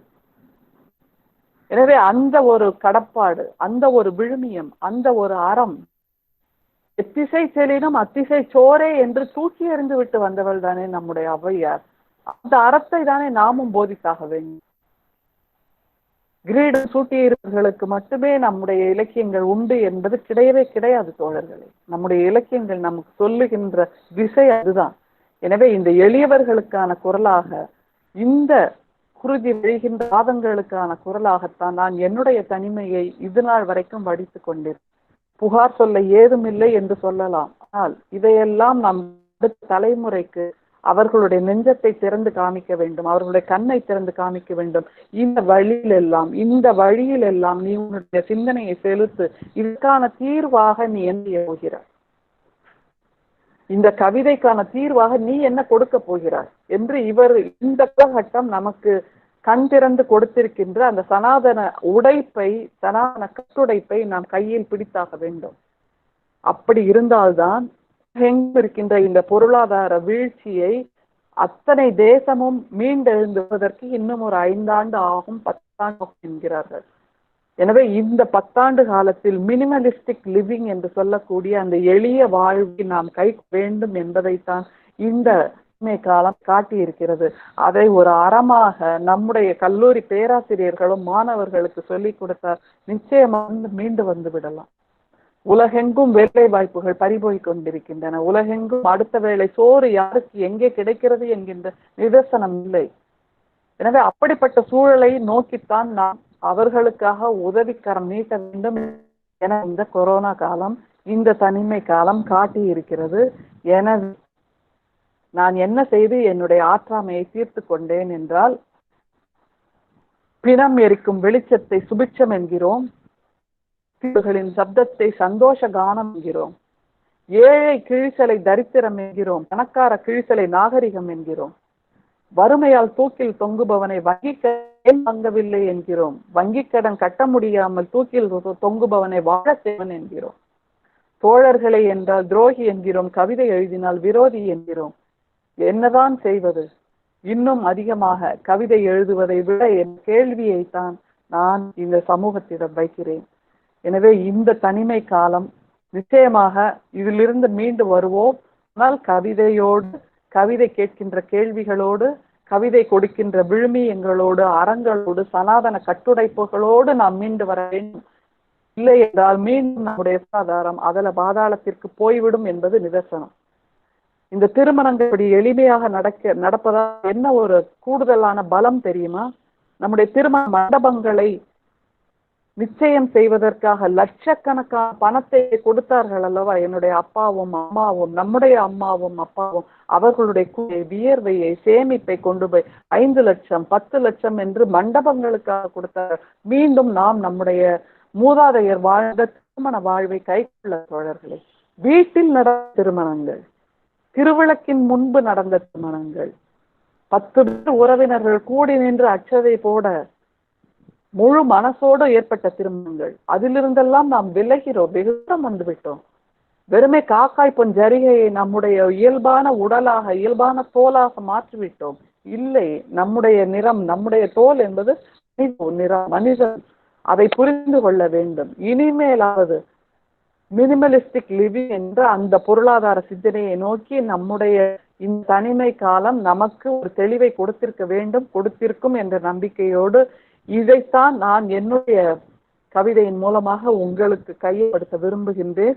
நீங்கள் பெருமக்கள், மாணவர்களுக்கு கையகப்படுத்துங்கள். காரணம், இனிமேல் வருகின்ற காலம் அவர்களால் உருவாக்கப்பட போகிறது.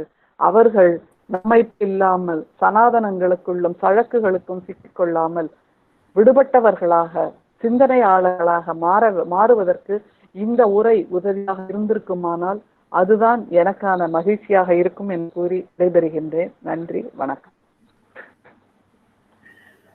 கவிதாயினி அம்மா, சொல்லுங்கப்பா. அற்புதமான கவிதை மழை. கவிதையோடு இணைந்து சுவைப்பதற்கான கருத்து விளக்கமும் அற்புதமாக இருந்திருக்கிறதும், இப்போது நம்முடைய இணைப்பு கேட்டுக்கொண்டிருக்கக்கூடிய, சுவைத்துக் கொண்டிருக்கக்கூடிய சுய பெருமக்களுக்கான வினா நேரம். இணைப்பில் இருக்கக்கூடிய பெருமக்கள், நீங்கள் கவிஞர் ஆண்டாள் பிரியதர்ஷினி அம்மா அவர்களிடம் கேட்க விரும்புகின்ற வினாக்களை ஒருவர் பின் ஒருவராக கேட்கலாம்.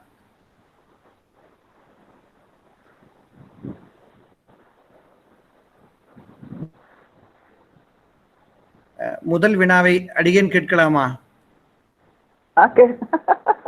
கேளுங்க கேளுங்க. உங்களுக்கே எல்லாவற்றுக்கும் விடை தெரியும், ஆனாலும் என்ன கேக்குறீங்க? இல்லம்மா, தொடங்கி வச்சுட்டா பின்னால அதுக்குத்தான் நம்ம தொடங்கி வச்சுட்டோம். அடுத்தவர்கள் கேள்வி கேட்க ஆரம்பிச்சு. ஆமா, கவிதையின் மூலமாக சமூகத்திற்கான விடிகளை கொடுத்து விட முடியும் என்பதில் எந்த அளவுக்கு கவிஞர் ஆண்டாள் அவர்களுக்கு நம்பிக்கை இருக்கிறது? நிச்சயமா நிறைய இருக்கு, நிறைய இருக்கு. என்னுடைய படைப்புகளே நீங்க சொன்னீங்க தகனம் என்று, கவிதை என்ற ஒருக்காக இல்லாமல் இலக்கியம் மூலமாக தகனம் என்கின்ற அந்த புதினம் எழுதிய போது வெட்டியான் என்கின்ற அந்த வார்த்தைக்கான பெண் வார்த்தை இல்லாமல் நான் கஷ்டப்பட்டேன். நீங்கள் தமிழ் பேராசிரியர், தமிழ்துறை தலைவர், உங்களுக்கு தெரியும்.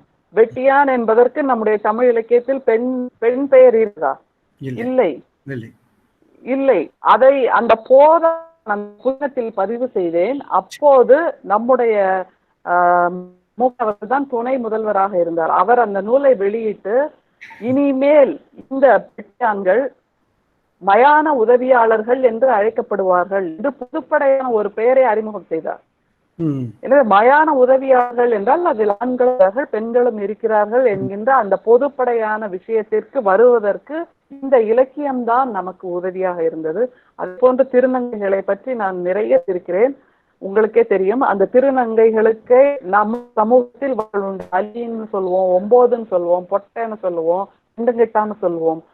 திருநங்கைகள் என்ற வார்த்தையை கலைஞர் அவர்கள் கொடுத்தாலும் அதுவும் போதாமல் தோன்றியது என்கின்ற நிலையில் திரு தங்கைகள் என்ற ஒரு வார்த்தையை நான் கொடுத்தேன். இப்போது அது மிகவும் பரவலாக புழக்கத்தில் இருக்கிறது. ஏனென்றால் அந்த உறவு நிலையை தான் அவர்கள் எதிர்பார்க்கிறார்கள்.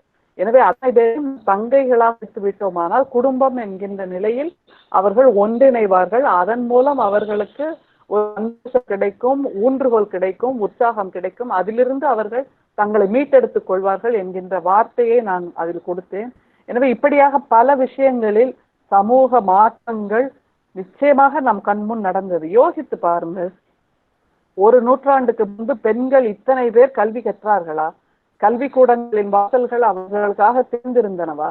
இல்லையே. ஒரு பாரதியும் பாரதிதாசன் மலைவாழை அல்லவோ கல்வி என்று பாரதிதாசன் சொன்ன பின்புதானே பெண்ணுக்கும் கல்வி முக்கியம் என்று இந்த சமூகம், இந்த பள்ளிக்கூடங்கள், இந்த கல்லூரிகள், கல்வி குழுமங்கள் எல்லாம் பெண்களுக்கான வாசலை இருந்தன.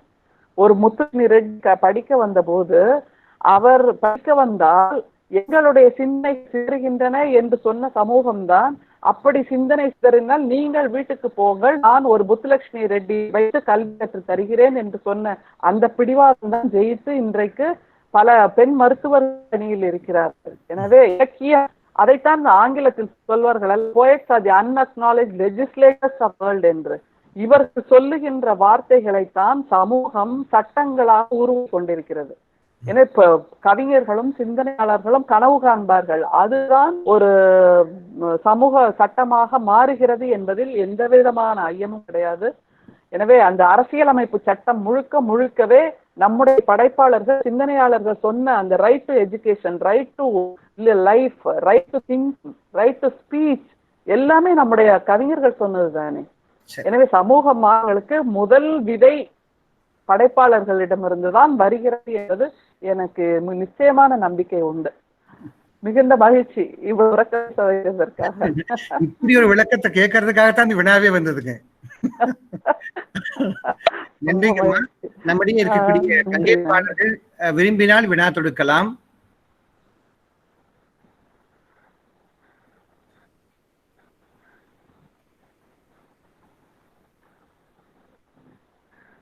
கவிஞர் நிஷாந்தினி,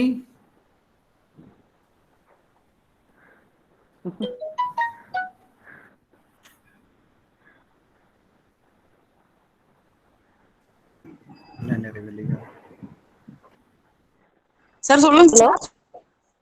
இல்ல வினா கேட்பவர்கள் இருந்தால் கேட்க சொல்லலாம். உங்களுக்கு ஏதாவது சொல்ல வேண்டி இருந்தாலும் சொன்னீங்கன்னா, வினா இல்லை என்று சொன்னா நம்ம நிறைவு பகுதிக்கு போகலாம், நன்றி உரைக்கு போகலாம். அதுக்கு தான்.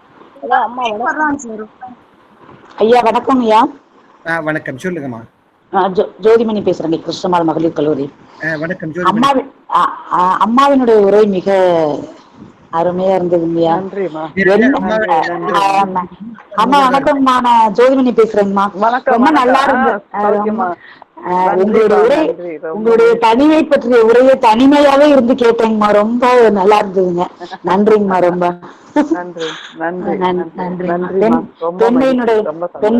பெண்மையினுடைய பரிமாணங்கள், அவங்களுடைய இயக்கங்கள் எல்லாவற்றையுமே மிக சிறப்பாக பதிவு செய்வீர்கள்மா. மிக்க நன்றிங்கம்மா.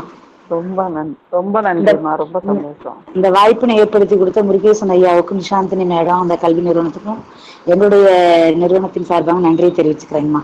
உங்களுக்கு என்னுடைய நன்றிங்கம்மா. நன்றிமா. மிகவும் அற்புதமான ஒரு பொருண்மையா, முதல்ல மீண்டும் சொல்றேன். ஏன்னா கவிதைனாலே பயப்படுவாங்க சமூகத்துல, ஏதாவது சொல்லிடுவாங்களோ அப்படின்னு. ஆனால் அந்த கேள்வி எதிர்கொள் கேட்க வேண்டும் என்பதில் நீங்கள் தெளிவாக இருந்திருக்கிறீர்கள். அதுதான் ரொம்ப சந்தோஷம். ஏன்னா திரும்ப ஒரு அரச மாதிரி சங்க இலக்கியத்தை பேசிட்டு போயிடலாம். ஆனால் அது வேண்டாம். இப்போதுள்ள காலகட்டத்தை நீங்கள் பிரதிபலிங்கள் என்று சொல்றது மிகப்பெரிய சுதந்திரம். சமகால கண்ணாடியாக இருக்கணும்னு சொன்னோம்னா அது அந்த காலகட்டத்துக்கு அழகா சொன்னாதான் நல்லா இருக்கும். அதுக்குதான். அடுத்த வினா. நன்றிங்கம்மா. நன்றி. அம்மா வணக்கங்கம்மா. வணக்கம்மா. வணக்கம். பூண்டி புஷ்பம் கல்வில இருந்து பேசுறேம்மா. ஜோதிமலர் பேசுறாங்கம்மா. உங்களுடைய சிறுகதை எடுத்து ஆய்வு செய்யற ஆய்வு மாணவிமா. ரொம்ப மகிழ்ச்சி, ரொம்ப சந்தோஷம். மலர் பேர் அழகா இருக்கு. இப்ப பேசினாங்களே ஜோதிமணி, அவங்க தங்கை தாங்க மேம் நானு. ரொம்ப சந்தோஷம். மேம் உங்களுடைய சிறுகதையை தான் நான் வந்து பிஹெச்டிக்கு ஆய்வு தலைப்பா எடுத்து பிஹெச்டி கூட முடிய போகுதுங்க மேம். உங்கள்ட்ட பின்னூட்டமா வாங்கினேன். உங்களுடைய தீங்கிற சிறுகதை, அந்த சரஸ்வதி வந்து தன்னுடைய மானத்தையே காப்பாத்துறதுக்காக தன்னுடைய உடம்புல தன்னோட குழந்தையையும் சேர்த்து தீ வச்சுக்கிறதா நீங்க சொல்லியிருக்கீங்க. அது எனக்கு ரொம்ப மனசை பாதிச்சுச்சு. அப்பாவது தன்னுடைய மானத்திற்காக பின்னால வந்து அந்த குழந்தைக்கும் தனக்கு ஏற்பட்ட நிலைமை ஏற்படக்கூடாதுங்கிறதுக்காக அந்த ஒரு தீர்வை நீங்க சொல்லிக்கீங்கிறத எனக்கு ரொம்ப மனசு பாதிச்சுச்சு மேம். இப்படி எல்லாம் சமுதாயத்துல இருக்கிறாங்களா அப்படின்னு. உங்களுடைய பேட்டி காணும்போது கூட இப்ப சமீபத்துல நடந்ததேமா இல்ல, இப்ப சமீபத்துல அந்த நடந்து போகும்போது ஒரு பெண் கர்ப்பிணி பிரசவம் ஏற்பட்டு குழந்தை வெளியில வந்து அது தொப்புள் கூட கையாலே அறுத்து குழந்தைய தூக்கிக்கிட்டு திரும்ப நடக்க ஆரம்பிக்கிறாங்க. இது மாதிரி நடக்க முடியாதுன்னு நினைக்கிறோம். அதெல்லாம் இயல்பா நடந்துட்டு இருக்கிற ஒரு காலகட்டம் தானே. எனவே அதுவும் அப்போது நடந்த ஒரு நிகழ்வு. நான் சிறுகதை ஆக்கினேன் போய் சேருதுல. ஆனா உங்க படைப்புகள் மூலியமா கண்டிப்பா எல்லாருக்கும் இலக்கியம் சார்ந்து எல்லாருக்கும் போய் சேருதுங்கம்மா. உங்களுடைய பணிகள் மென்மேலும் தொடர்ந்து எங்களுக்கு உங்களுடைய சொற்பொழிவெல்லாம் எப்போதும் கேட்டுட்டு இருக்கணுங்கிற அந்த வாய்ப்பு எப்பயும் வழங்குங்க. நன்றிங்களம்மா. நன்றிமா. ஐயா, நீங்க கேட்டீங்கல்ல இலக்கியம் மூலமாக தீர்வு உண்டான இந்த ஒரு கதைக்கு, இது கூட ஒரு தீர்வை நோக்கிய ஒரு கதை தான். அதுக்கப்புறம் தான் அந்த sexual violence, law against sexual violence against women அப்படின்னு வந்ததே இந்த மாதிரியான பிரச்சனைகளை நாம் உறக்க பேசியதுதான். பெண்களுக்கு எதிரான வன்முறைகள் தீர்க்கப்பட வேண்டும் என்று எல்லோரும் உறக்க குரல் கொடுத்த பிறகுதான் சட்டங்கள் இயற்றப்பட்டன. எனவே முதல் சட்டத்தை இயற்றுபவர்கள் யாரால்? கவிஞர்களும் சிந்தனையாளர்களும் தான். அதனால்தான் அவங்க அன்அக்னாலேஜ் லெஜிஸ்லேட்டர்ஸ் ஆஃப் த வேர்ல்டுன்னு சொல்றோம். அப்ப முதல் கைத்தட்டு கவிஞர்கள் கரங்களுக்கு. நன்றி நன்றி நன்றி நன்றி. அடுத்த வினா.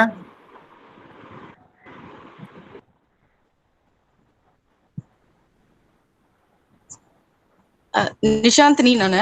மேம் ரொம்ப அற்புதமான உரை. வழக்கமா உங்களோட உரையை தான் அது வந்து எல்லாமே புதியதா இருந்தது. இந்த புதிய புதிய கவிதைகளா இருந்தது. ரொம்ப நன்றி. நன்றிங்கம்மா. உங்களுடைய கவிதை எனக்கு 2 கவிதை ரொம்ப பிடிச்சது. எப்போதுமே நான் வாசிச்சிருக்க கூடியது. அந்த கவிதையை மட்டும் சொல்லி நிறைவு பண்ணிக்கலான் இருக்கேம்மா. சொல்லுங்கம்மா. சிறுவையில் அன்பவர்களுக்கு உயிர் தழுகிறேன் மறிக்கும் போதெல்லாம் என்னை புனிதமாக்குகிறார்கள் அவர்கள். வாழ்க என் எதிரிகள், உயிரோடு இருக்கிறேன் எதிரிகளா. கவிதை.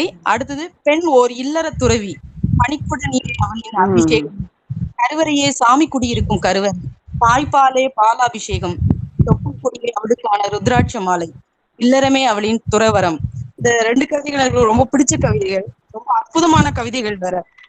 அதுக்கு நன்றி சொல்லிட்டு அற்புதமா உரையாற்றிய உங்களுக்கு நன்றி சொல்றது.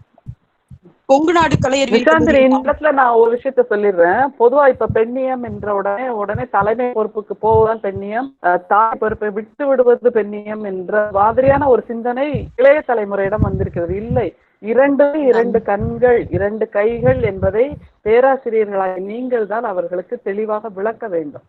காரணம் பெண்ணியம் என்பது எதையுமே விட்டு விடுவதல்ல, ஆல் இன்க்ளூசிவ் தான் பெண்ணியம். எல்லாவற்றையும் எடுத்துக்கொண்டு சேர்ந்து நடப்பதுதான் பெண்ணியமே தவிர விட்டு விட்டு விலகி நின்று துறவரம், ஒரு புத்தனை போல் ஒரு துறவியை போல் விட்டு விலகுதல் பெண்ணியம் அல்ல.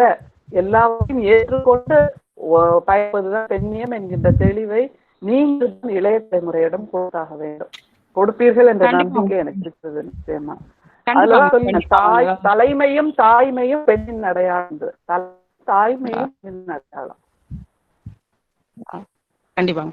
ஒரே வரியில சொல்லணும்னா தனித்திருத்தல் பெண்ணியம் கிடையாது அப்படின்னு சொல்லிக்கலாம் இல்லையாங்க மேம்? இந்த நம்முடைய தனித்திருத்தல் அவளுக்கான இயல்பு, உள்ளுக்குள்ள தனிச்சிருப்பா. ஆனா சமூகத்தோடு சேர்ந்து எல்லாரும் இழுத்துக்கொண்டு, உறவுகளை இழுத்துக்கொண்டு, உணர்வுகளை இழுத்துக்கொண்டு இந்த சமூகத்தில் பயணித்துக் கொண்டிருக்கின்ற ஒரே காற்று யார் என்றால் பெண் தான்.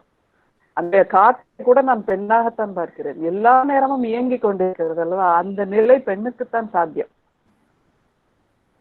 கண்டிப்பாங்க மேம். கண்டிப்பா. மிக்க நன்றிங்க மேம். இப்ப நன்றியுரை வழங்குவதற்காக கொங்கு நாடு கலையறிவியல் தமிழ் துறை தலைவர் முனைவர் சு அரவிந்த் ஐயா அவர்களை அன்புடன் அழைக்கின்றேன்.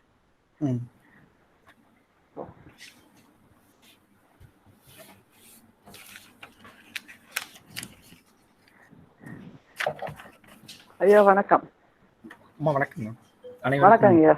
வணக்கம். அனைவருக்கும் இனிய மாலை வணக்கம். கொங்கு நாடு கலை அறிவியல் கல்லூரியின் தமிழ் துறையின் சார்பாக நடக்கின்ற 3வது நிகழ்வு இணைய வழியிலான இந்த கவியரங்க தொடர் உரை நிகழ்வு. இந்த நிகழ்வை ஏற்பாடு செய்த என் கல்லூரியினுடைய தமிழ்துறை இணை பேராசிரியர் கவிதாயினி நிசாந்தினி, தமிழ்துறையினுடைய உதவி பேராசிரியர் முனைவர் சதீஷ்குமார் ஐயா, இவர்கள் இந்த நிகழ்வை முன்னெடுத்து இது குறித்த விருந்தினர்கள் எல்லாம் சந்தித்து அவரிடத்திலே எல்லா தரவுகளையும் பற்றி என் செயலரை சந்தித்து அவரிடத்திலே இதை கூறினார்கள். நிசாந்தினி அவர்கள் தனிமை காலத்தில் இன்று கோவையை விட்டு தனிமையிலே இருக்கின்றார். அவருடைய சொந்த ஊரிலே இருக்கின்றார். சொந்த ஊரிலே தனிமையிலே இருந்து கூட கல்லூரியோடு நெருக்கத்திலே இருந்தார். நம்மால் நம் துறைக்கும் நம் கல்லூரிக்குமாக நம்முடைய பங்களிப்பு இருக்க வேண்டும் என்கிற எண்ணத்தோடு இந்த கவிதை நிகழ்வை நடத்துவதற்காக செயலர் அம்மா அவரிடத்திலே அவர்கள் தொலைபேசி வாயிலாக அனுமதி கேட்டார்கள். அவர்கள் மிகுந்த மகிழ்ச்சியோடு அம்மா அவர்கள் இதை சிறப்பாக நடத்தி, ஏனென்றால் கவிதையிலே உனக்கு ஈடுபாடு இருக்கிறது என்று கூறி அனுமதி வழங்கி அவர்களை பாராட்டினார்கள். அந்த வகையிலே இன்றைய தனிமை காலத்தில் கலங்காணும் என்கிற இந்த பொருண்மையிலே நடைபெற்ற இந்த கவியரங்கிற்கு தொடக்க உரை ஆற்றுவதற்காக கல்லூரியிலே இருந்து இந்த நிகழ்வு எல்லாம் ஒருங்கிணைத்து செல்லக்கூடிய எல்லோரையும் சந்தித்து மிகச்சிறப்பாக இதை செய்ய வேண்டும் என்று வாழ்த்துக்களை கூறி தமிழ் துறையோடு நெருக்கமாக இருக்கின்ற தன்னுடைய உணர்வை பதிவு செய்தார்கள் என் கல்லூரியினுடைய செயலர் இயக்குனர் டாக்டர் சி வாசுகி அம்மா அவர்கள். அம்மா அவர்கள் தமிழ் துறையின் மீது கொண்டிருக்கக்கூடிய பற்று எத்தகையது என்பதை அவருடைய தொடக்க உரையில் மிக அற்புதமாக பதிவு செய்தார்கள். நாங்கள் பேறு பெற்றவர்கள், பாக்கியம் அடைந்தவர்கள். ஏனென்றால் என் செயலர் எங்கள் மீதும் என் துறையின் மீது கொண்டிருக்கக்கூடிய அன்பிற்கு நாங்கள் பாத்தியமாக இருக்கிறோம் என்பது பெருமைக்குரிய ஒன்று. அந்த வகையிலே அவருடைய நம்பிக்கைக்கு தமிழ்துறை என்றும் நன்றி கடப்பாடோடு இருக்கும் என்பதோடு எங்கள் பணியை இன்னும் செவ்வனே செய்வோம் என்கிற ஒரு உறுதிமொழியை இந்த நேரத்திலே அம்மா அவர்களுக்கு பணிவோடு தெரிவித்து இந்த தொடக்க உரை ஆற்றிய அம்மா அவர்களுக்கு தமிழ்துறையின் சார்பாக பணிவான நெஞ்சம் நிறைந்த நன்றியை தெரிவித்துக் கொள்கின்றோம். இக்கல்லூரியினுடைய முதல்வராக இருப்பதோடு இந்த கல்லூரியிலே எல்லா நிகழ்வுகளும் முழுமையாக ஈடுபடக்கூடியவர் என் கல்லூரியினுடைய முதல்வர் முனைவர் லட்சுமணசாமி ஐயா அவர்கள். ஐயா அவர்கள் மிக அற்புதமான ஒரு வாழ்த்துறையை வழங்கினார்கள். அந்த வாழ்த்துறையிலே தமிழ்துறையினுடைய செயல்பாடுகளை குறித்து அவர்கள் குறிப்பிடும் பொழுது பண்பாட்டை எம் மாணாக்கர்களுக்கு எடுத்து இயங்குகிற துறையாக தமிழ்துறை, அந்த தமிழ்துறையினுடைய செயல்பாடுகள் மிக அற்புதமானது. ஏற்கனவே 2 நிகழ்வுகளை நடத்தி இருக்கின்றார்கள், இன்னும் இதுபோல பல நிகழ்வுகளை நடத்தி இருக்கின்றார்கள் என்று கூறி தன்னுடைய வாழ்த்துறையிலே எங்களை பாராட்டினார்கள், வாழ்த்தினார்கள். ஐயா அவர்களுக்கு தமிழ்துறையின் சார்பாக பணிவான நன்றி கலந்த வணக்கங்களை தெரிவித்துக் கொள்கிறோம். என் கல்லூரியினுடைய நிர்வாக அலுவலராக இருக்கக்கூடிய ராம்மோகன் ஐயா அவர்கள் இந்த விழாவிலே அவர்கள் பங்கேற்றிருக்கிறார்கள். முதல்கண் அவர்களை பணிவோடு வரவேற்கிறோம். இந்த நிகழ்வை முழுமையாக அவர்கள் இந்த மகிழ்ச்சி. ஏனென்றால் அவர்கள் இந்த தமிழ் இருக்கக்கூடிய அத்தனையும் அவர்கள் உற்று நோக்கி கவனிக்கக்கூடியவர்கள். நாங்கள் ஏதேனும் தெரியாமல் செய்யக்கூடிய சிறு மாற்றங்களை குறைகளையும் கூட கண்டுபிடித்து அதை இன்னும் செவ்வையாக செய்யலாம் என்று அறிவுறுத்தக்கூடிய ஆற்றல் சார்ந்த திறமையானவர் ஐயா அவர்கள். இந்த நிகழ்வு முழுமையாக இருந்து எங்களுக்கு மகிழ்ச்சி. அவர்களுக்கு தமிழ்துறையின் சார்பாக பணிவான நன்றி கலந்த வணக்கங்களை தெரிவித்துக் கொள்கிறோம். அதற்கடுத்த நிலையிலே இன்றைய தினத்துடைய சிறப்பு விருந்தினர் கவிதாயினி ஆண்டாள் பிரியதரிசினி அம்மா அவர்கள் பன்முக படைப்பாளி. அவர்கள் கோவை மாநகரிலே இந்த கல்லூரியோடு எவ்வளவு நெருக்கமாக இருந்தோம் என்பதை தன்னுடைய உரையின் துவக்கத்திலே கூறினார்கள். என் கல்லூரியினுடைய செயலரை குறித்து பேசும் பொழுது கல்வியும் திருவும் செல்வமும் பண்பும் எல்லாமாக இருக்கக்கூடிய ஒரு கலைவாணியை பார்ப்பது போல நான் பார்க்கிறேன் என்று கூறினார்கள். உண்மைக்கும் நாங்கள் மகிழ்கிறோம். ஏனென்றால் எங்களிடத்திலே எப்பொழுதும் நாங்கள் கலைவாணி இடத்திலே இருக்கின்றோம். அந்த வகையிலே செயலரை குறித்து குறிப்பிட்ட செய்திகள் உண்மைதான். நாங்கள் பேறு பெற்றவர்கள் தான். அதோடு அவர்கள் கோவையோடு எவ்வளவு நெருக்கமாக இருந்தார்கள் என்பதை இந்த உரையிலே அவர்கள் குறிப்பிட்டார்கள். தனிமை காலத்தில் கலங்காணும் கவிதைகள் என்ற பொருண்மையில் புகார் சொல்ல ஏதுமில்லை என்ற ஒரு தலைப்பிலே அவர்கள் ஆற்றிய உரையில் அவர்கள் எந்த புகாரும் சொல்லவில்லை. ஆனால் சமகாலத்திலே நடைபெற்று கொண்டிருக்கக்கூடிய அத்துணை நிகழ்வுகளையும் செய்தியாக காட்சியாக படம் பிடித்து காட்டினார்கள். அந்த ஒவ்வொரு செய்தியும் இன்று உலகம் முழுக்க இருக்கக்கூடிய ஒவ்வொருவரும் தன்னை சார்ந்திருக்கக்கூடிய ஒவ்வொருவரோடும் எவ்வாறு நெருக்கமாக இருக்க வேண்டும், நாம் தனிமையில் இருப்பதால் ஏற்படுகிற இழப்பு என்ன என்பதை தன்னுடைய உரையில் அவர்கள் தெளிவாக குறிப்பிட்டார்கள். இதில் மிகவும் சொல்ல வேண்டும் என்றால் தந்தை பெரியாரும் சட்டமேதையாக இருந்த அம்பேத்கர் அவர்களும் காண விளைந்த ஒரு சமூக மாற்றம் இன்று இணையத்தில் நடைபெற்றிருக்கிறது என்கிற செய்தியை பதிவு செய்தார்கள்.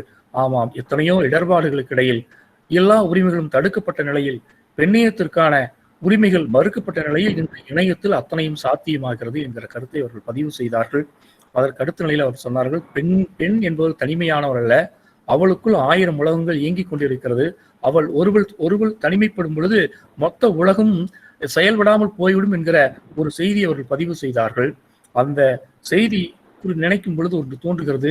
வள்ளல் பெருமான் கூறுகிறார், ஆணினுள் பெண்ணும் பெண்ணினுள் ஆணும் அன்றுர வகுத்து அருட்பெரும் ஜோதி என்கிற அந்த வரிகள் நினைவுக்கு வருகிறது. பெண்ணுக்குள் இருக்கக்கூடிய அத்தனை தன்மைகளையும் தன்னுடைய கவிதையின் மூலமாக எடுத்து கூறியவர் இன்றைய சிறப்பு விருந்தினர் கவிதாயினி ஆண்டாள் பிரியதர்சினி அம்மா அவர்கள். அவர் ஒரு இடத்துல சொன்னார்கள், ஆண்டாள் என்றால் கண்ணன் இல்லாமலா என்று. அவர்கள் அந்த கண்ணனுடைய வைத்து அவர்கள் சொன்ன செய்தி, இந்த தங்க நாற்கர சாறைகளிலே நடந்து போன அந்த பிஞ்சு பாதங்களினுடைய ரத்தம் சிவப்பாக இருந்தது என்கிற செய்தி எவ்வளவு வலியை ஏற்படுத்தி இருக்கும் என்பது அந்த காட்சியை பார்த்தவர்கள், அந்த செய்தியை படித்தவர்களுக்கு புரியும். அந்த நிகழ்வை மீண்டும் ஒரு முறை உங்களுடைய உரையிலே நாங்கள் கண்டோமம்மா. அந்த வகையிலே இன்றைய தினத்திலே, தனிமை காலத்திலே நாம் எதையெல்லாம் இழந்திருக்கிறோம், எதையெல்லாம் இழக்கப் போகின்றோம், இதை எதிர்த்து நாம் எப்படி மீண்டு வருவது என்கிற செய்தியை அற்புதமான பொழிவாக வழங்கினீர்கள் அம்மா. அவர்களுக்கு தமிழ்துறை தன்னுடைய நெஞ்சார்ந்த பணிவான வணக்கங்களை, நன்றிகளை தெரிவித்துக் கொள்கிறது. நீங்கள் எங்களோடு இருக்கிறீர்கள் என்கிற மகிழ்ச்சி எங்களை இன்னும் அடுத்த நிகழ்விற்கு அழைத்துச் செல்ல இருக்கின்றது. அந்த வகையிலே சிறந்த பொழிவை தந்த பிரியதர்ஷினி அம்மா அவர்களுக்கு தமிழ்துறையின் சார்பாக, கொங்குநாடு கலை அறிவியல் கல்லூரியின் நிர்வாகத்தின் சார்பாக பணிவான நன்றிகள், அந்த வணக்கங்களை தெரிவித்துக் கொள்கிறோம். நிகழ்வுகள், நாங்கள் ஒவ்வொரு நிகழ்வை எடுக்கும் பொழுதும் அந்த நிகழ்வுகளிலே பங்கேற்கக்கூடிய பங்கேற்பாளர்கள், இந்த பங்கேற்பாளர்கள் அத்தனை பேரும் பல்வேறு கல்விகளிலே பேராசிரியர்களாக, தமிழ் ஆர்வலர்களாக, ஆய்வாளர்களாக இருக்கின்றார்கள். அவர்கள் அத்தனை பேரும் தொடர்ந்து எங்களுக்கு பேராதரவு தந்து கொண்டிருக்கின்றீர்கள். உங்கள் அத்தனை பேருக்கும் என் கல்லூரியின் சார்பாக பணிவான நன்றி கலந்த வணக்கங்களை தெரிவித்துக் கொள்கிறோம். இந்த நிலையிலே இந்த நிகழ்வுகளை பேசக்கூடிய, வருகிற நாட்களிலே பேச இருக்கக்கூடிய கவிஞர்கள் அத்தனை பேருமே ஒவ்வொரு துறையிலும் அவருடைய எண்ணத்திலே, சிந்தனையிலே படைப்புகளை வெளியிட்ட நல்ல படைப்பாளிகள் என்பது உலகம் அறிந்த ஒன்று. அந்த வகையிலே பெயர் பெற்று இருக்கக்கூடிய இந்த கவிஞர்களை எல்லாம் நாங்கள் எங்களுடைய நிகழ்விலே பங்கேற்க அழைத்த பொழுது அவர்கள் மனமுவந்து வருகை தந்து இந்த நிகழ்வை கலந்து கொண்டிருக்கிறீர்கள். உங்கள் அத்தனை பேருக்கும் என் கல்லூரியின் சார்பாக, தமிழ்துறையின் சார்பாக நெஞ்சம் நிறைந்த நன்றியை தெரிவித்துக் கொள்கிறோம்.